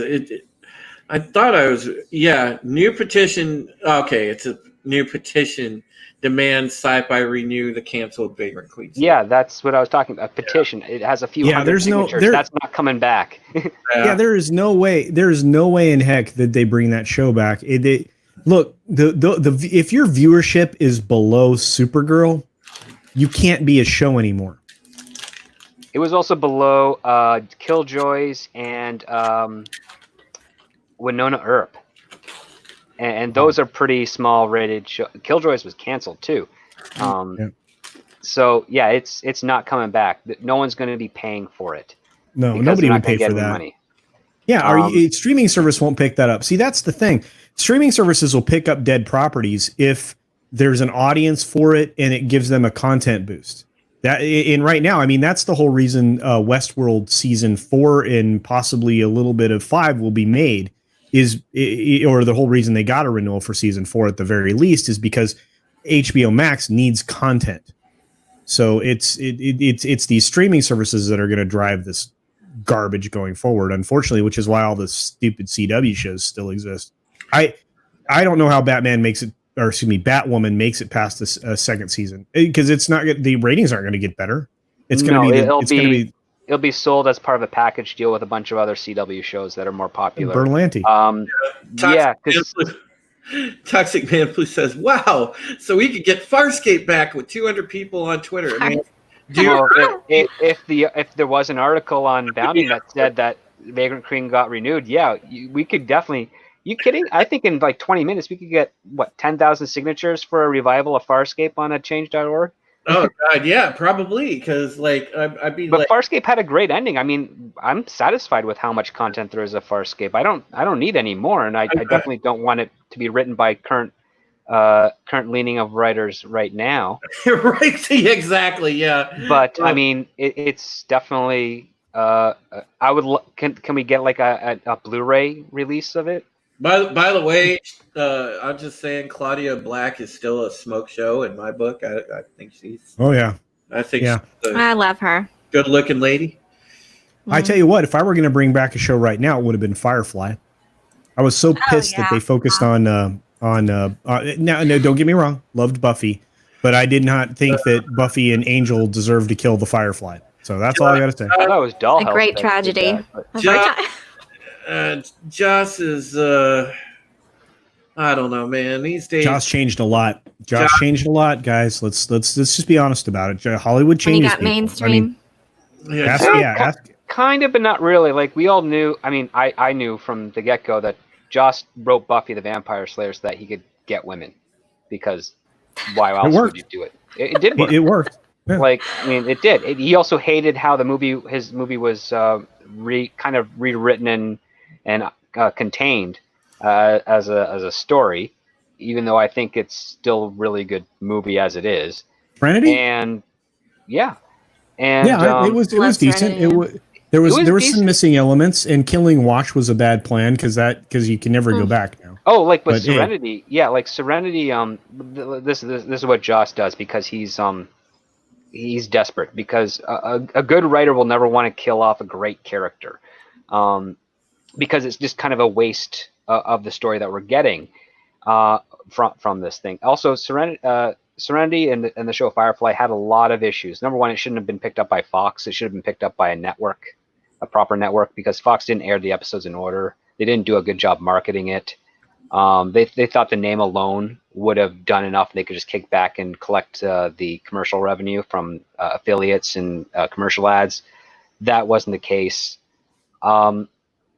And yeah, like it failed. And I remember when Serenity was put into production, it was a Hail Mary pass. And if it made X amount of money, it would have brought back the show. But I knew as soon as it went into production, it's never going to make that money, because I did a quick search online and the fan base was tiny. It just really was. At that moment, it was tiny. It blew up years later. Yeah, it did. But at the time, it was tiny. It was never going to make the money it needed to have another network or Fox revive the show. But that's a problem. See, because back then Fox was a fledgling network, and you're right. Had it been picked up by somebody bigger, that property would have gone on for many, many years. But at the time, Joss had already got a deal together because of what he was already developing for Fox, and the popularity of his programming, led to everything else for him. So I just don't. I mean, am I wrong? I don't think I'm wrong. No, Fox is the reason he has a career. Because kind of like CW CW is the reason Berlanti has a career. Well, no, Berlanti was doing some stuff beforehand. He wrote the Green Lantern movie, and that was failed. shit. Yeah, because that failed, he was able to turn that failure into Arrow, and then the Flash, which was just repurposed of his Flash script that he wrote at the same time, which is also terrible. But Fox really liked Joss Whedon's stuff, because about 2 years before the television show Buffy the Vampire was released, Fox would showcase the movie frequently on their network to generate interest, because they knew they were putting this as a TV show, and it worked, and it paid off. And then he got Angel, and then he did Firefly, and then he did Dollhouse, because he was supposedly involved with one of the actors on that show, and was obligated to. It wasn't Eliza, was it? I'm not making any comment. Ooh. And Dollhouse was a cool concept, but it just got pretty derivative pretty fast. It was, yeah, but dang, man, the beginning of that, I was so invested. There were so many shows like that I was highly invested in right at the beginning. I was so invested in Nikita There's initially. been like 4 Nikitas. No, but the Nikita, with Nikita from like the early 90s. No, like super hot 2000s. I wish I was Dollhouse Nikita. Oh, that would be like between 2009 and 2012, Nikita. Yeah. Oh yeah, I know that one. The super hottest chick ever. Yeah. All right. It was amazing, and she was good with every weapon, and she was good with everything, and she could be anything she wanted. It was great. I loved it very much. She was Ray before Ray. What? Yeah, except that not really. She actually faced adversity, but it was. I enjoyed that show a lot for a couple of seasons, and then I tapped out. But you're right. I mean, Dollhouse was brilliant in my opinion. I liked that. Those concepts are really cool. I wish somebody could do it correctly. All right. Well, wax poetic for 5 more minutes, guys, because we got to actually. Shoot! We need to We've almost almost gotten to the end of the episode anyway. There's only 2 sentences left. Yeah, that's true. Yeah, we're close. We can finish it up. We can do it, and then we can rant about all the weirdness. Oh, you can go ahead and rant for a couple more minutes. At least long enough I can use the men's room again. Well, like one of the the next scene really is just the battle strategy at this point. Which, by the way, mirrors a completely other battle strategy, but go ahead. Yeah, it does. It's actually very similar to one that we saw earlier in the series. But you do what works, and maybe the Cylons won't fall for it. No. And after the techno strategic babble is done, Adama holds Starbuck back to go over the details, and that's where he gives her the plan that he doesn't want to give her. And holds her back for operational details. Operational details for like an hour. And then while Kane is returning on the Raptor, she's telling her XO that he's going to lead a team of Marines on Galactica, and once code word is said, he's going to take out Adama's command crew. And that's starting with Adama. Starting with Adama, yeah. And that's your second stage of the cliffhanger. Yep. Yeah, and it is to tell you the truth, it was beautiful and brilliant. And it so the way this is done is just like almost every other military coup within the military sphere is done. The command leadership has to go, and it's imperative that you have somebody inside that command that is 100% loyal to you. And they take a group of men that are always 100% loyal to them. So it is, on both sides of the equator, it's done right. For Starbuck, she only has to eliminate one element because it's the chief person, which is the admiral. But in the case of Adama, they have to eliminate the entire command crew because those are all loyalists to Adama. They're not going to fall in line with Kane. So this is 100% how it has to go down by the book on either side of this equation. So if you need to take out your commanding officer, the person at the top, it only takes one person. But if you're taking out the second in command, you have to eliminate all their loyalists. So this is exactly how this is done. Yeah. I mean, it goes a little bit further because some of the themes that Battlestar Galactica addresses, especially in this episode, is the difference between respect and loyalty. Because that's the one thing. Kara and Adama have mutual respect for each other, even though they get on each other's nerves from time to time, because they can get on each other's nerves and not really not have it be like a lingering grudge. That shows respect. And I always argue that respect is far more powerful than loyalty, because loyalty is often associated with blindness, blind loyalty, like type of thing, which means that you say an order and a person will do it without any question, even if it compromises their own integrity. But if you have respect and you give an order and a person just realizes that, hey, I don't think that's a good idea, and they are able to say, hey, I think that might be of bad interest, not just to myself, but also to you based on our relationship.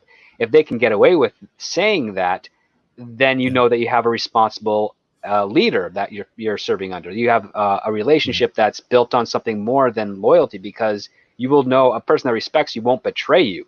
They'll maybe question you, they'll debate you, and they do that because they care about you.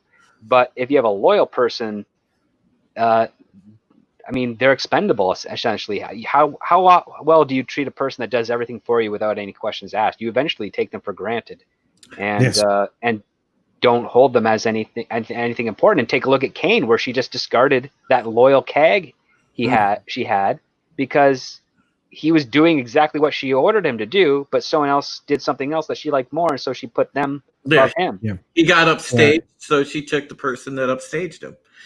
Well, but see, this is the kind of storytelling that is missing from what we're being presented with nowadays. We are presented with such superficial stories that lack in depth, that they've really turned television into a product. They've eliminated the overall storytelling. There doesn't have to be a story arc. It can be an encapsulated little window, and that's I think that's what Picard and the other Star Trek stuff suffered from, was this little tiny brain thinking with no real overarching storyline. Am I wrong? I don't feel wrong. Well, it's a misunderstanding of the long form versus the episodic. Because the episodic you can do. It's a simple story, tell it in 45 minutes, self-contained, can be watched anytime.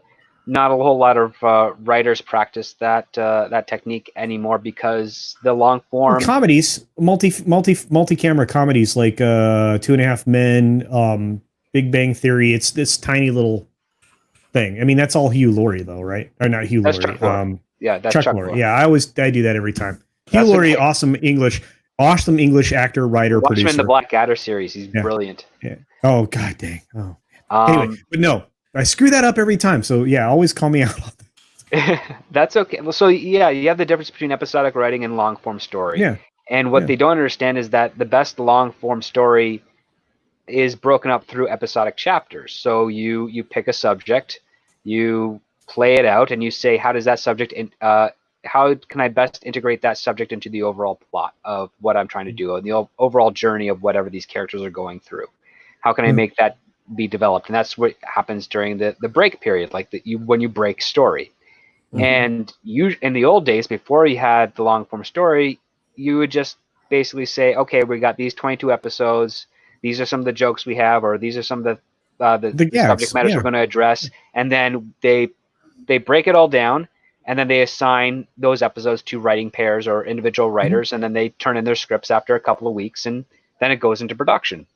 But now when you've got a long form, everybody has to be in the room kind of all the time. And on top of that, you then have to start realizing that some writers are going to be writing episodes they don't want to write because it wasn't the idea that they pitched, so they're going to do a kind of a lousy job of it.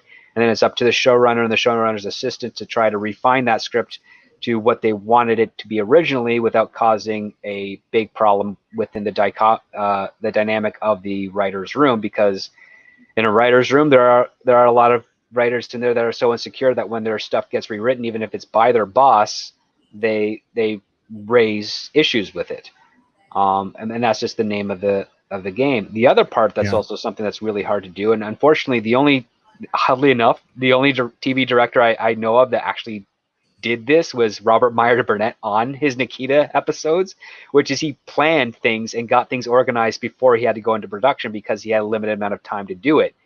And that ended up paying off. Not a whole lot of TV directors that I know ever do that. They just, wait till they get the day before, and then they start hitting the ground running, and it's because they don't care enough. They just want their money and they want to get out, because in TV, directors are low tier. Yeah, exactly. They're superfluous, kind of, because the story is all by the writers and the production team, or the story, the showrunner. That's the one. Yeah. The showrunner's the king.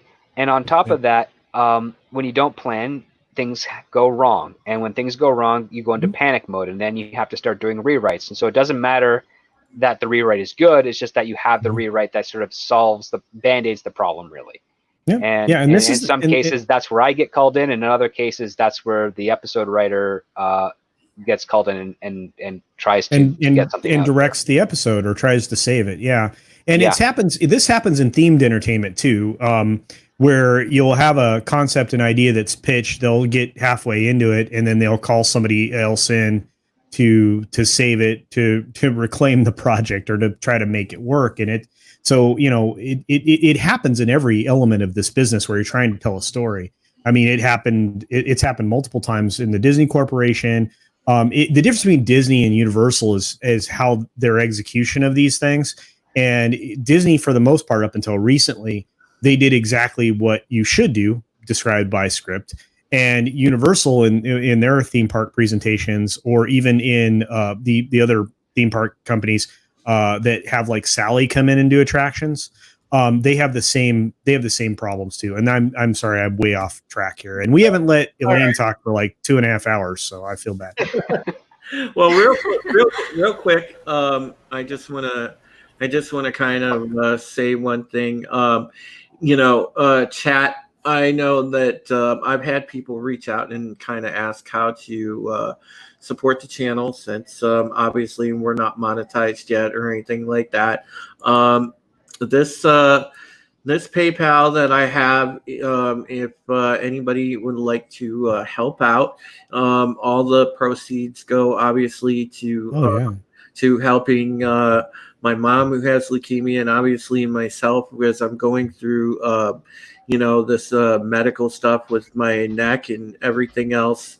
And currently the goal with all the donations right now is my doctor. One of the things he and I discussed, he asked me about what chair I'm currently using. He wanted me to get a new chair that actually gives me more cervical support and some extra lumbar support, and also sits higher. So that's currently what I'm trying to save up for, because definitely need something that is easier on my neck and back. And for those of you that I've interacted with personally, and you kind of know the situation I'm going through, that's what I'm using with all the PayPal stuff that comes in right now. So remember, guys, just your support, being here, hitting the like button, hanging out in the chat. I mean, it's awesome. But if anybody decides to donate, that's great. If you don't, that's fine too.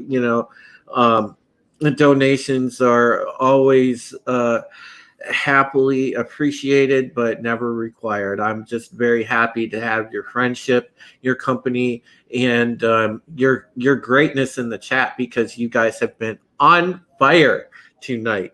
So we all need to give the chat, all of you ladies and gentlemen in the chat, a huge hand. Yes, because you guys are killing it tonight. So yeah, it was awesome.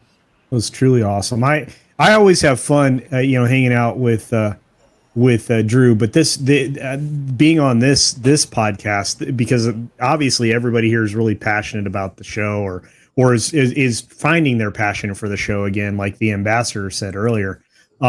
This is great. This is great stuff, and to have a chat that's this supportive, I mean, I couldn't be more thankful, and I know Drew couldn't either. So, and if you do find the opportunity to support Drew in any way that you can, that's great. And if otherwise, man, we just enjoy everybody being here. I'm speaking for myself primarily, but I know Drew just said that. I'm sure Elaine feels the same. Anytime you can have any kind of audience engagement, it's helpful. It makes you feel good about what you're doing, and I know it's fun to talk to you guys.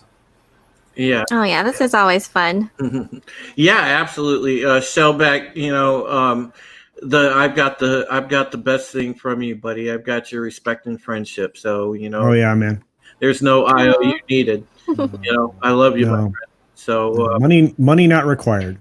So let's if you guys want to transition back, we will bring this on home. I know that we were on the interaction between where Kane sort of tells Gaius that if he could try to get through to the prisoner, it'd be great. So, what are your Image. Oh, that's the scene where Gaius Baltar's in his fantasy world and he's dissatisfied with it. no, yeah, I mean, it's just right after that interaction with Angel 6, and then Ian walks in with Gaius to the Cylon prisoner that they have on the Pegasus, and then she's sort of Gina. asking him how to get through to it.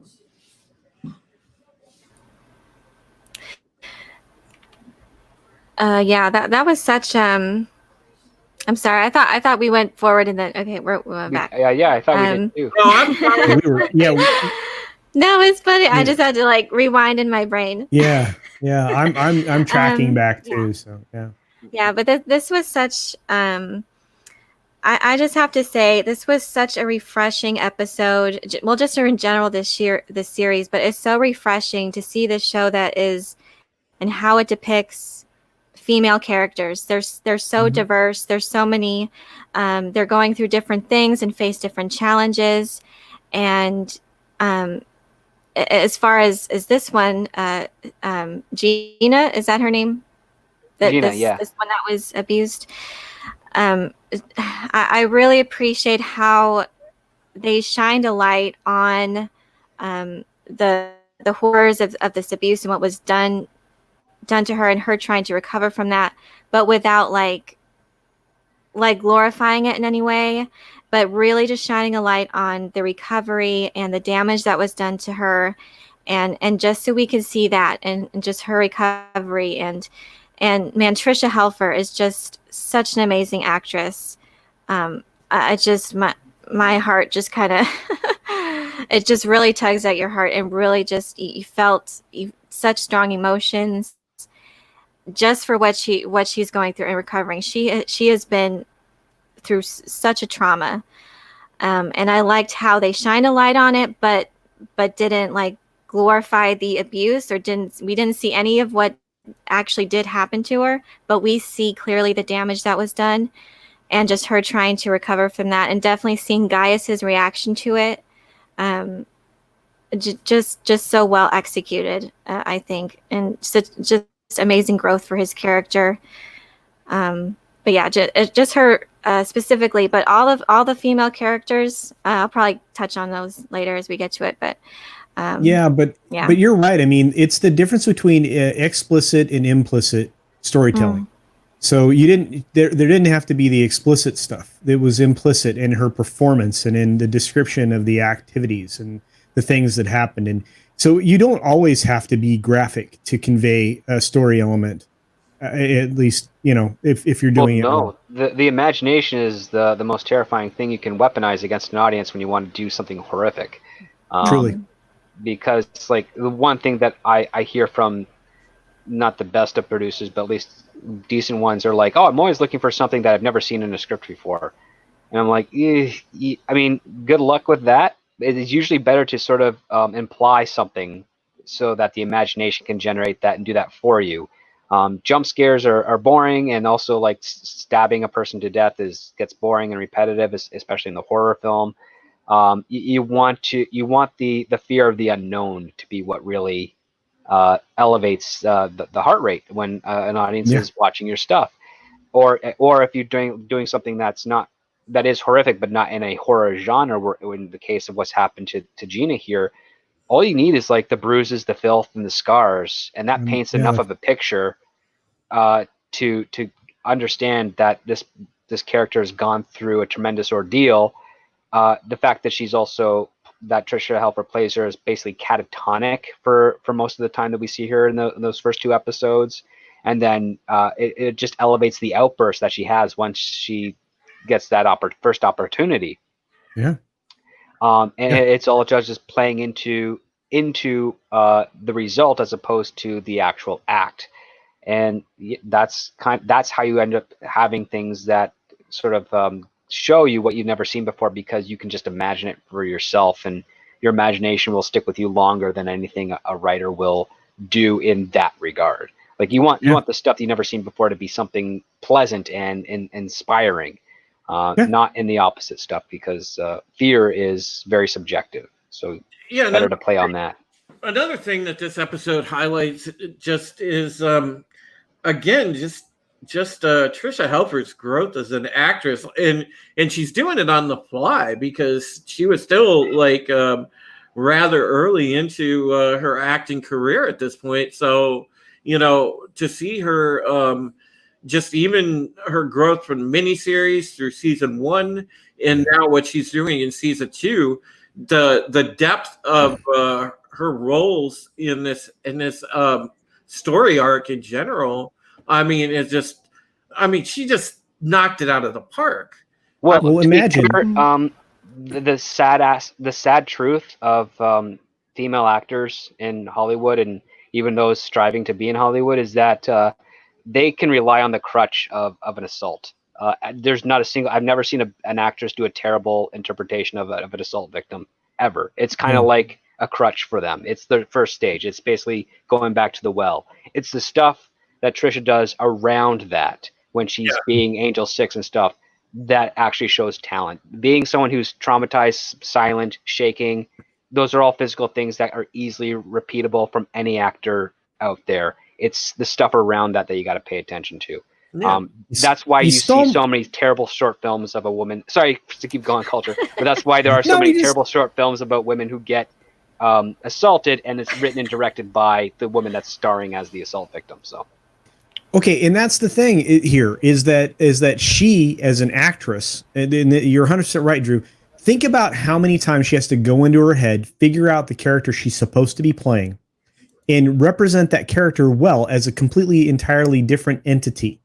But the same character, as many times as we see her in her various forms. So she's always playing a different shade of the same character, and she does it in a way that it's well defined.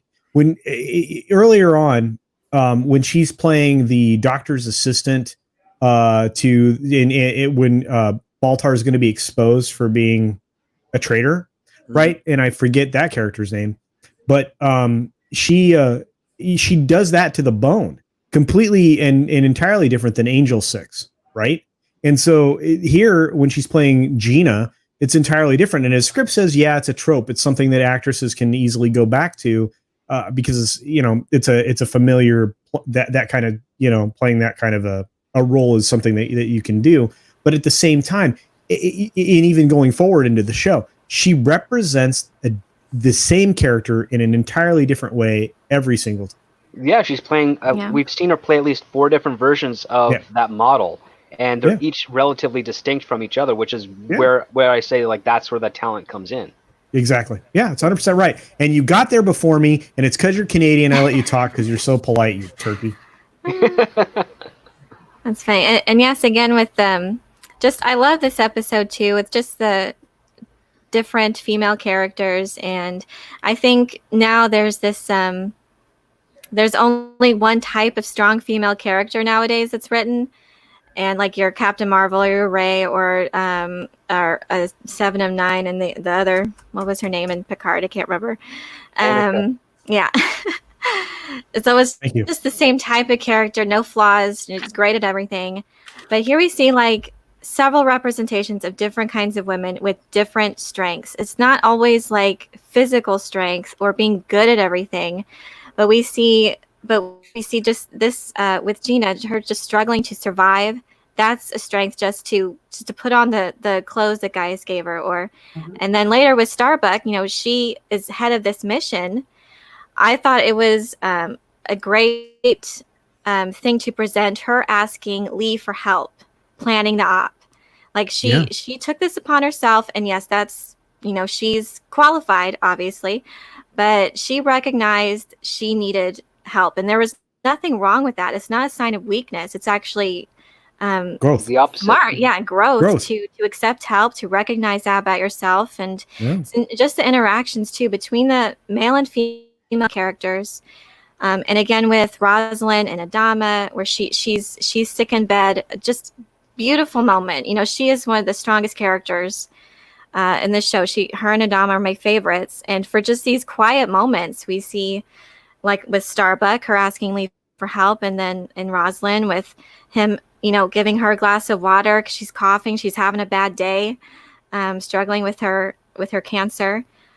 Just so beautiful, and just so these quiet moments that reveal the most. Yes, we have these moments of tension and action, but they're balanced with these very human and very just where they reveal the most about these characters and how they deal with each other.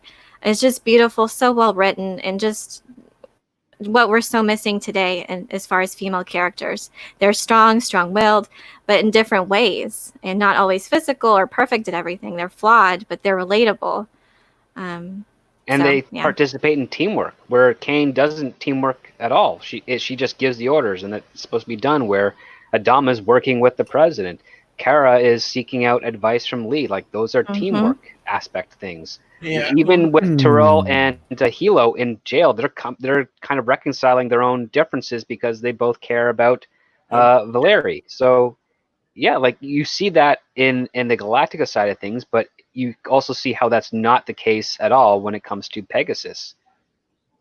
Yeah, and at this, well, yeah, I honestly can't add much more to what Elaine said, Nerd Cookies, because I have to tell you, I mean, you're spot on. I mean, the representation of females in this show, you have the strength, you have the power, you have the depth, you have all of these things that we cannot find in today's entertainment because it's a facsimile that somebody thinks is what we should want. And Elaine kind of she kind of encapsulated it well, and kind of brought us up to this point. So just to catch everybody up in the chat. So we've got it to where, you know, they've got they Gaius has gotten intel from the Cylon prisoner. He kind of explains to Kane and Starbuck that obviously there's a certain amount of range that the Cylons have to be in proximity of resurrection ship in order to download and be able to resurrect, or they're done for. They're dead. So that's a key point that they find out. And then during this whole thing, there's also in another conversation between Saul and Fisk, the beans kind of get spilled in on Kane and what she's about, and also Adama sort of finding out secondhand via the decking on the hangar deck about Laird and what his perspective was that he went through, that you alluded to earlier in the podcast, CC. So, we kind of got that down to where she's a bad person. And I think when we get to this interaction that Elaine referenced, where Adama had visited Rosalind, because she's having a hard time, bad leukemia day. And God, by the way, that's so jarring to me, guys, because I've seen my mom have those kind of days, because my mom has leukemia, and believe me, when I watched the show, and even on rewatch now, it does get to me, because my mom has those days sometimes, and I'm in that position where I'm like, what can I get you? And just, she can't do anything. And I'm doing everything, sitting by her bedside, taking care of her. And there's some days where she's up and around. So, it's, it does, those scenes like that hit home with me. But yeah, this interaction with Adama and Rosalind was great. And you kind of see, really sort of another level where they're starting to allow themselves to openly care about one another more, and I find that great, because we've seen sort of the butting of the heads, and then coming together between the two of them, and now it's kind of evolving to where there's that obvious romantic undertone there, where these two people that are totally different backgrounds, they just are hopelessly in love with one another. And you can see that developing in the way that Adam is so tender with her and everything else. And I found this interaction like really, really, really awesome. And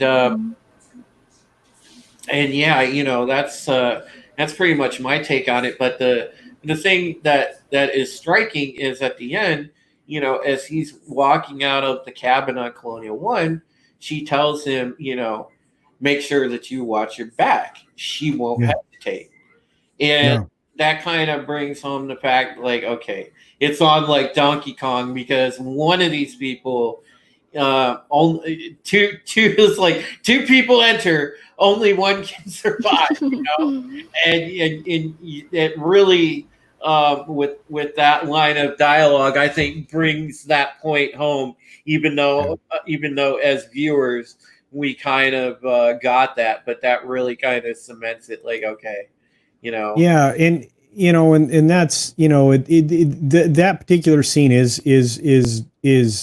key to understanding or beginning to understand their relationship and how it's changed, and there might be romance blossoming and all of that. So yeah, 100%. Yeah, but this is true love right here. Yeah, and then as you move forward into Apollo's flight status, it's made clear by Thrace that she absolutely wants him reinstituted in the following scene, or reinstated. I say instituted, that's bad. Reinstated in that following scene, and for many reasons, and not just because he helped her or told her to do what she did, but because she truly believes that he's going to be necessary when planning and conducting the next stages of this action. So. Yeah.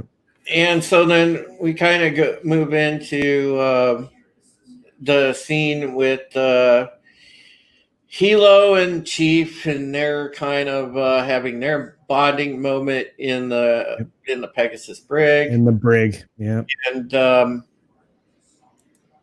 that's where Lee comes in and gives them the little update of what's going on. That was actually earlier in the episode, but yeah, well, they're actually surprised they're still alive in this scene. They can't. It's like, well, wait, we were supposed to already be dead. They're supposed to be executed. Says, hey, the old man went to bat for you. Your execution has stayed until we do this. Yeah, until the mission. That's right. Yeah, exactly. Yeah. Yep. Yeah. And what's really cool about that scene is, so far they've defeated, they've overcome the odds just by being alive still. So it's kind of cool. And the interaction between, and I'm just going to go back in time and forward in time at the same time. These two men didn't have a lot of affection towards each other, but they shared the love of a common person. And so they both kind of put aside that in that moment in the last episode where they went after the people that were attempting to do very bad things to the person that they had feelings for, right? The Sharon model that was on the other ship. And so it's one of those situations where a mutual interest overcomes the difficulty between two human beings. So in all honesty, this was kind of neat that their relationship brought them closer together. And that relationship is further reflected down the road. But in this particular moment, it's like, yeah, we're still alive. There's camaraderie there, amongst people who maybe didn't share an affinity before. So, anyway. Yeah, there's so much character growth for everyone in this episode. And again, due to just excellent writing. And again, all these quiet moments. Yeah. Exactly. Every scene in this episode and the previous episode and the next episode counts. It's the weirdest thing. It seems like when you tell a longer story, you can plug in all the pieces that are necessary.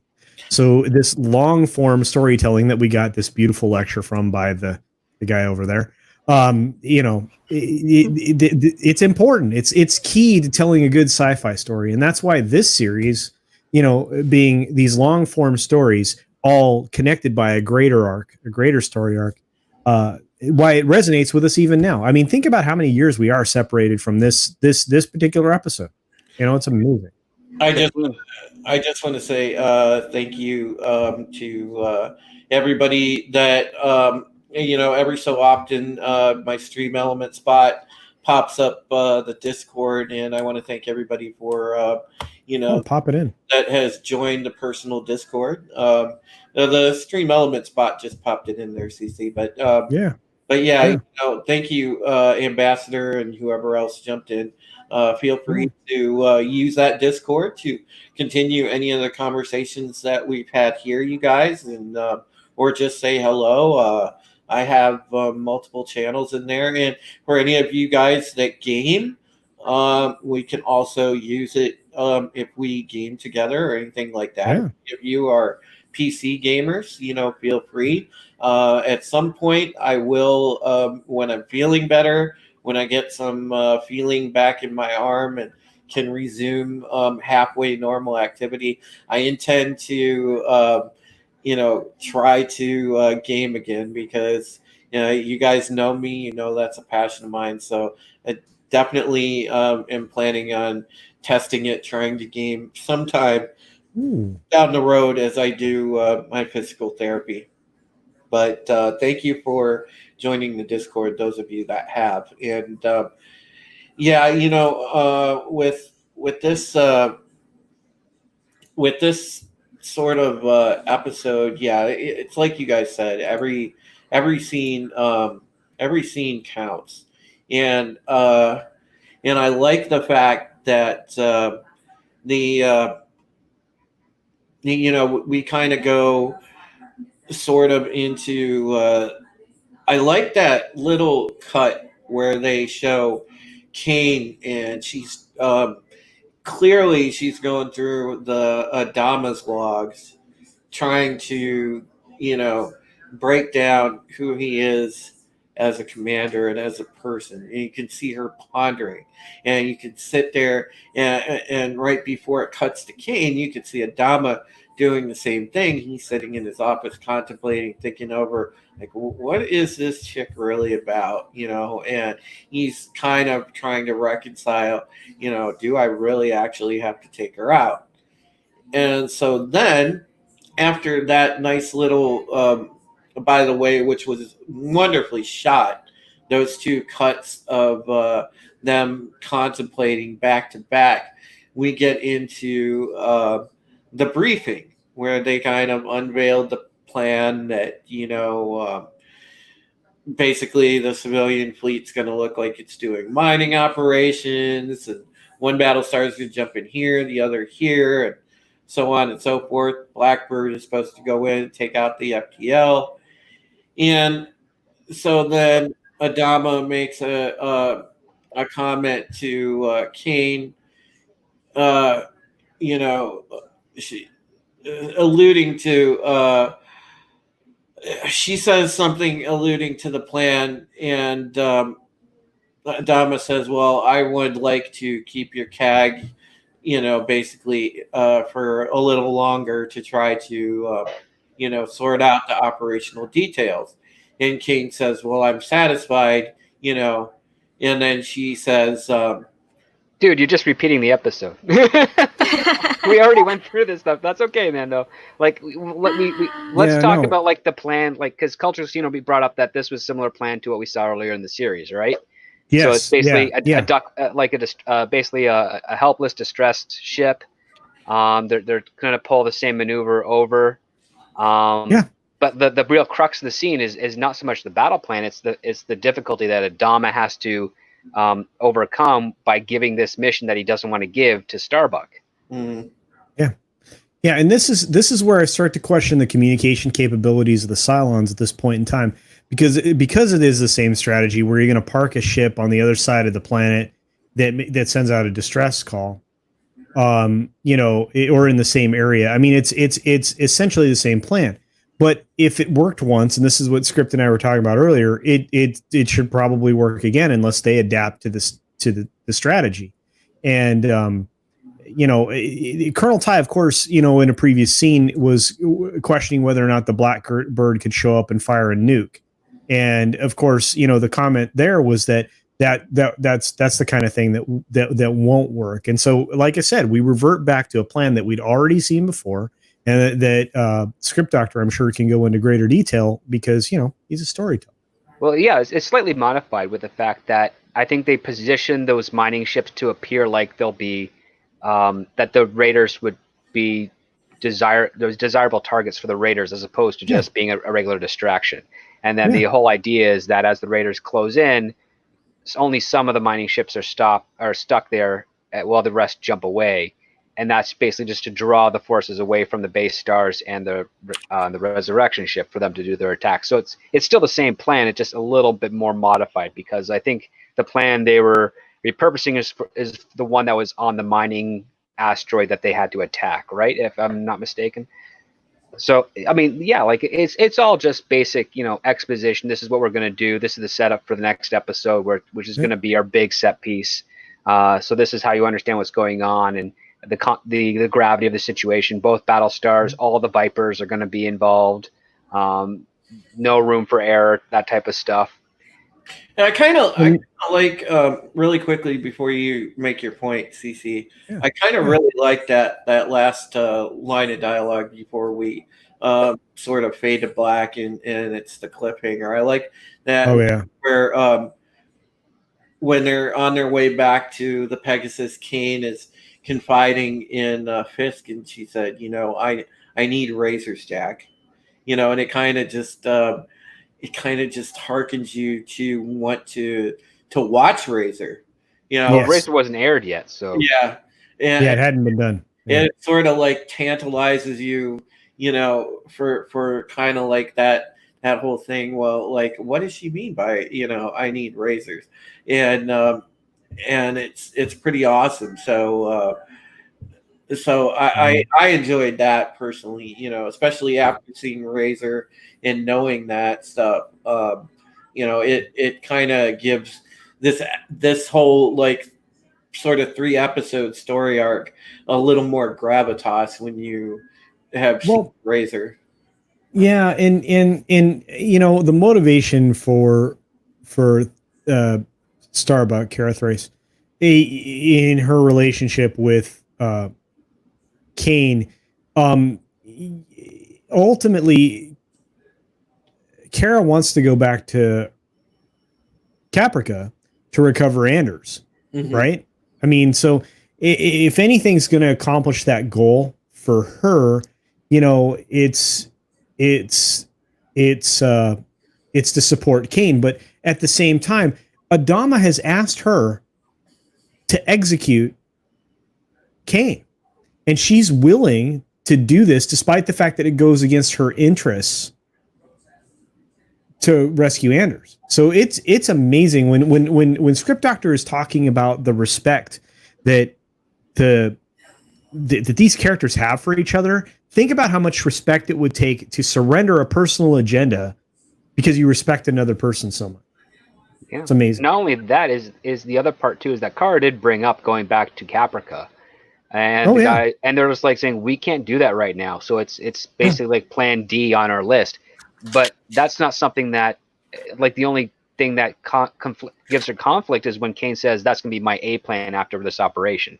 It's like, okay, so you're playing on Kara's impatience. But then when Adama presents her this mission, she's like, okay, well then I'm just back to where I was before Pegasus showed up. So I know eventually Adama's going to keep his word and try and rescue whoever they can off that planet. So but the only thing is that now it comes at a sacrifice for herself. She has to kill a fellow officer when she doesn't want to, and Adama doesn't want her to. No. But it's only to secure what we have or what they have now, because all that is at stake if they lose. Well, in a way as well, don't forget, Kara looks up to and does respect Kane. Yeah, she doesn't respect Kane. She said she's just working with her because she's in power. Like that's what she basically said in the room with Lee Adama. Oh yeah, that's different. That conversation was different, but I think there was some dialogue I thought in this episode that indicated her respect for Kane. Yeah. No, she's playing the role. Like that's basically what she was Really? doing. Okay, Yeah. I'm willing. Yeah, I'm willing to acquiesce, but it was for whatever reason, I took away the same thing that she had some respect for Kane, or maybe it was just her decision making. I don't know, but for whatever reason, that was my takeaway, and I'm fine being wrong. I'm used to it. I have a boss. No, I'm not saying you're wrong or not.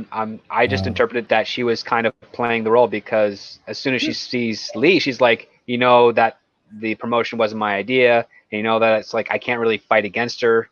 Like that's kind of the thing that telegraphed to me that she's just kind of rolling with the punches because what else can she really do at this point? Well, and she's always one of those people that takes her opportunity and hands it to another or uses it to benefit the other people around her, which is a huge depth in Kara. I mean, despite some of the dumb shit that she does, and I just said a bad word and I don't usually do that. Despite some of the bad things that she elects to do, it's always in service of something bigger than herself, and usually with some consideration. And I'm saying usually because sometimes she makes some incredibly selfish decisions in this show, but it's usually to benefit more than herself.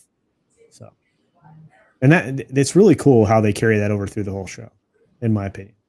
Yeah, it is. And there's some developments in the next episode that'll kind of flesh it out, give us a little bit more opportunity to debate how she felt about Kane. But the thing is I like the whole nod with the Razors comment and stuff like that. Overall, so far, it's funny because I have, as the viewer, you have a love-hate relationship with Kane, but there's something about her that you like the fact that she's a no-nonsense pure military commander, and then you also hate the fact that she's a no-nonsense pure military commander because certain sociopathical issue with that as well. So I need to ask a question because Elaine is here. Elaine, did you feel any kind of connection for Kane?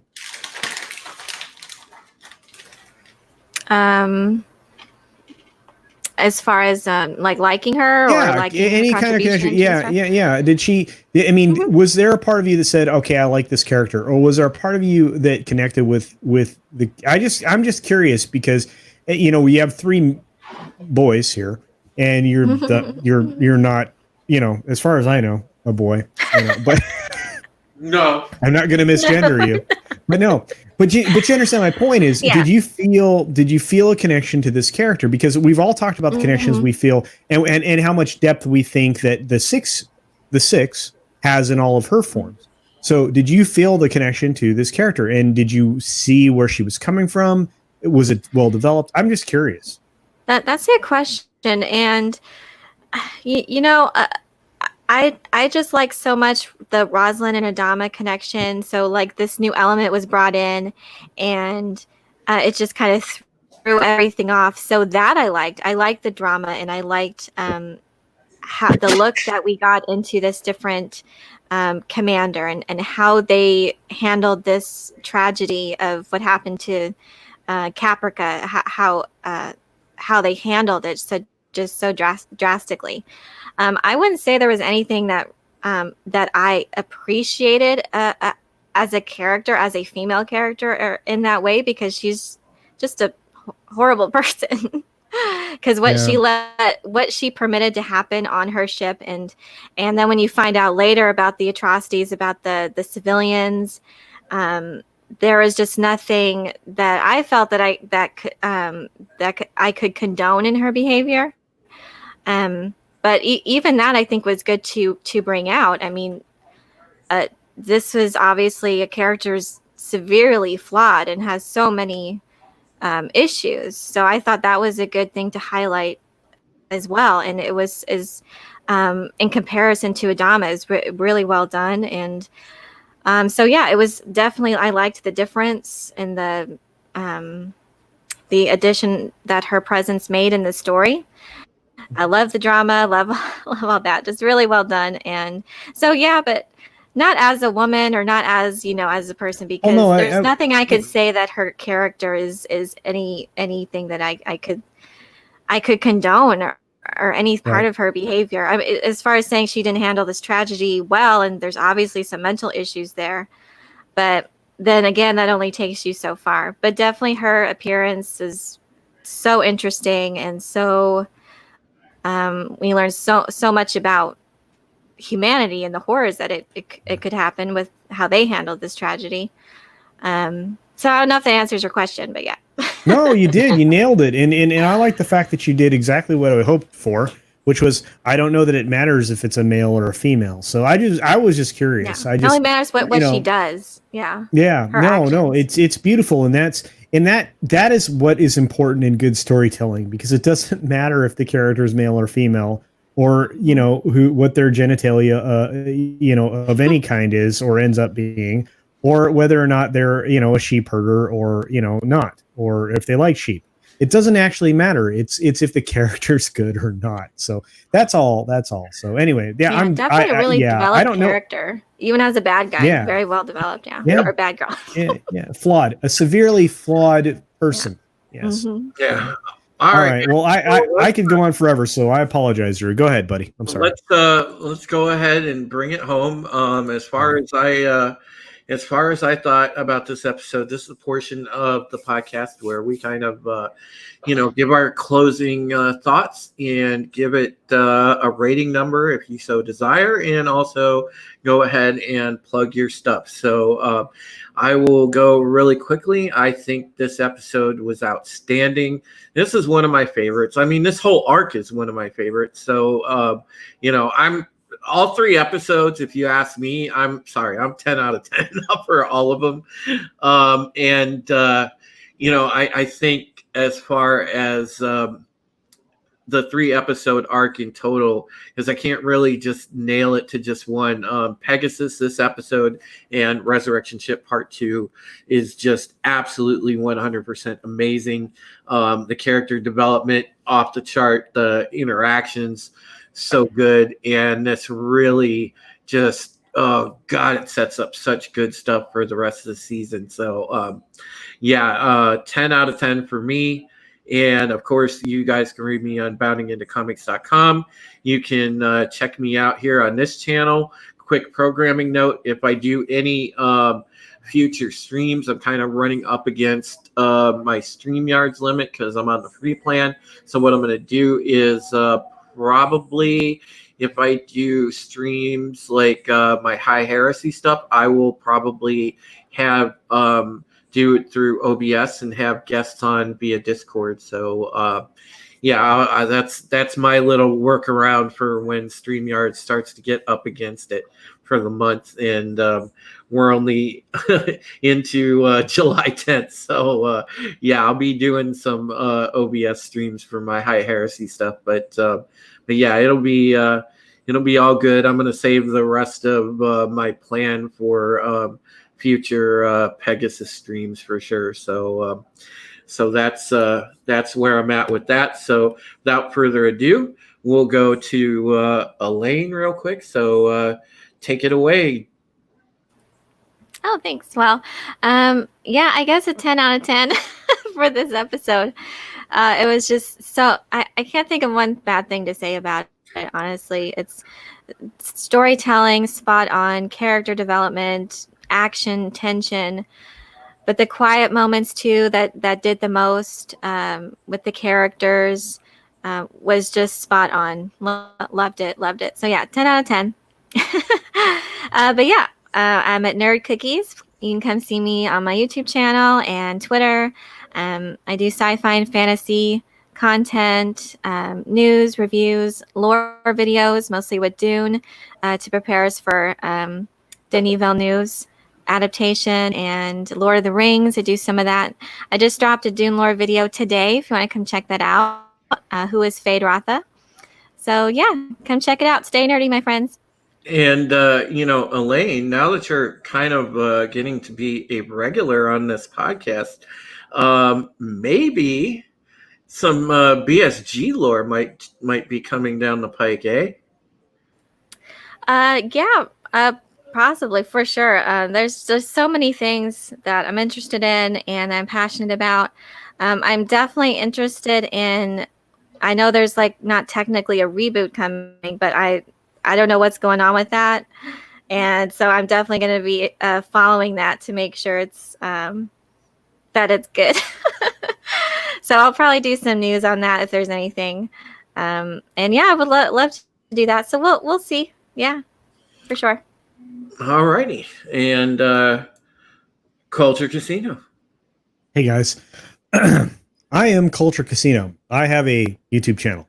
You might like to subscribe to it. Actually, you probably should subscribe to it because I cover pop culture. I cover entertainment. I cover movies, television. I cover theme parks. I cover a lot of industry news that you might not see other places. And I try to give some detailed analysis of what I think and why I think it, which sometimes coincides with people, that might invest in the stock market. But otherwise, I have a Twitter channel or a Twitter.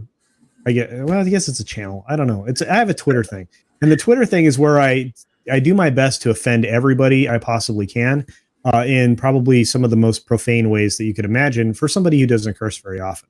So anyway, if that's the kind of stuff that you'd like to see, then come on over to my channel and subscribe because I'm kind of fun and I have great hair.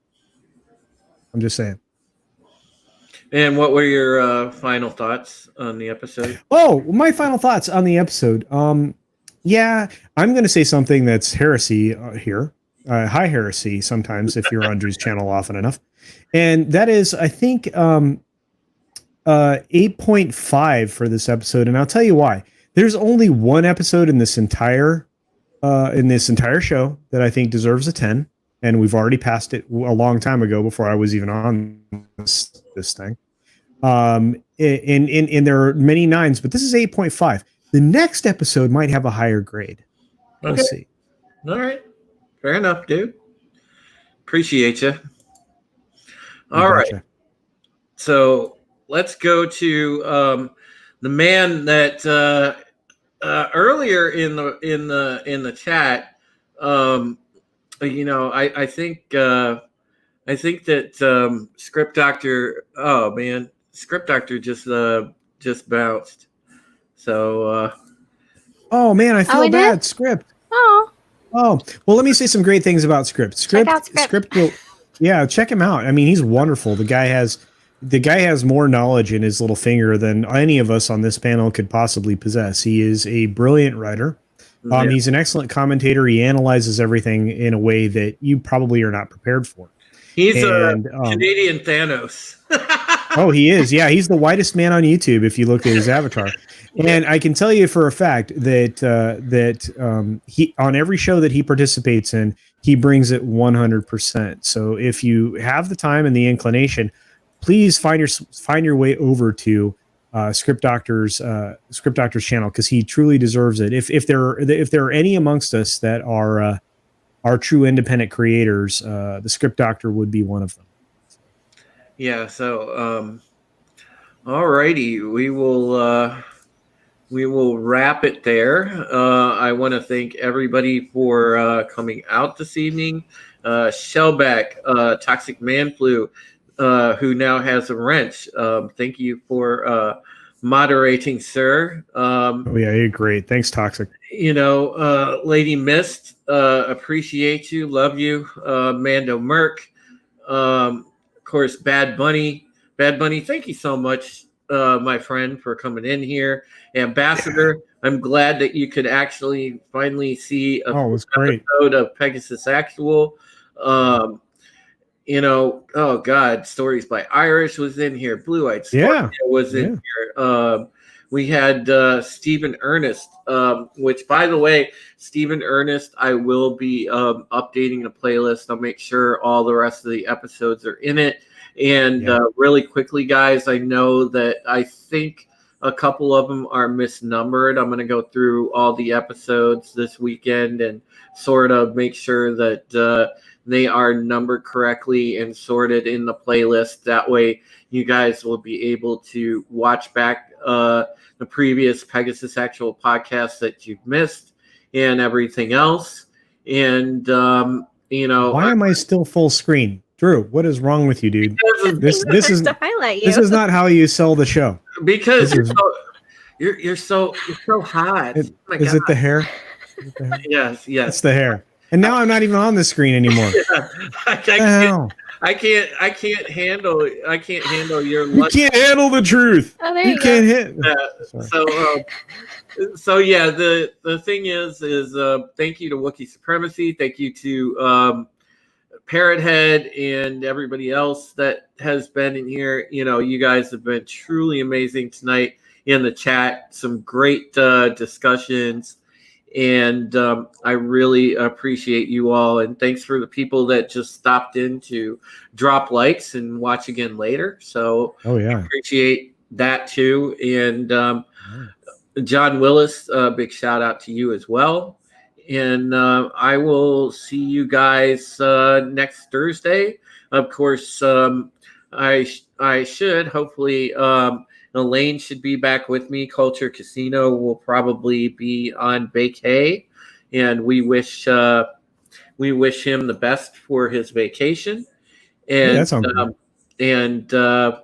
besides that, hopefully next week we will have Steven back and Bear and some of the usual suspects, as they couldn't make it tonight. But nevertheless, we had an outstanding episode. So take care of yourselves and each other. So say we all. So say we all. Good night, folks.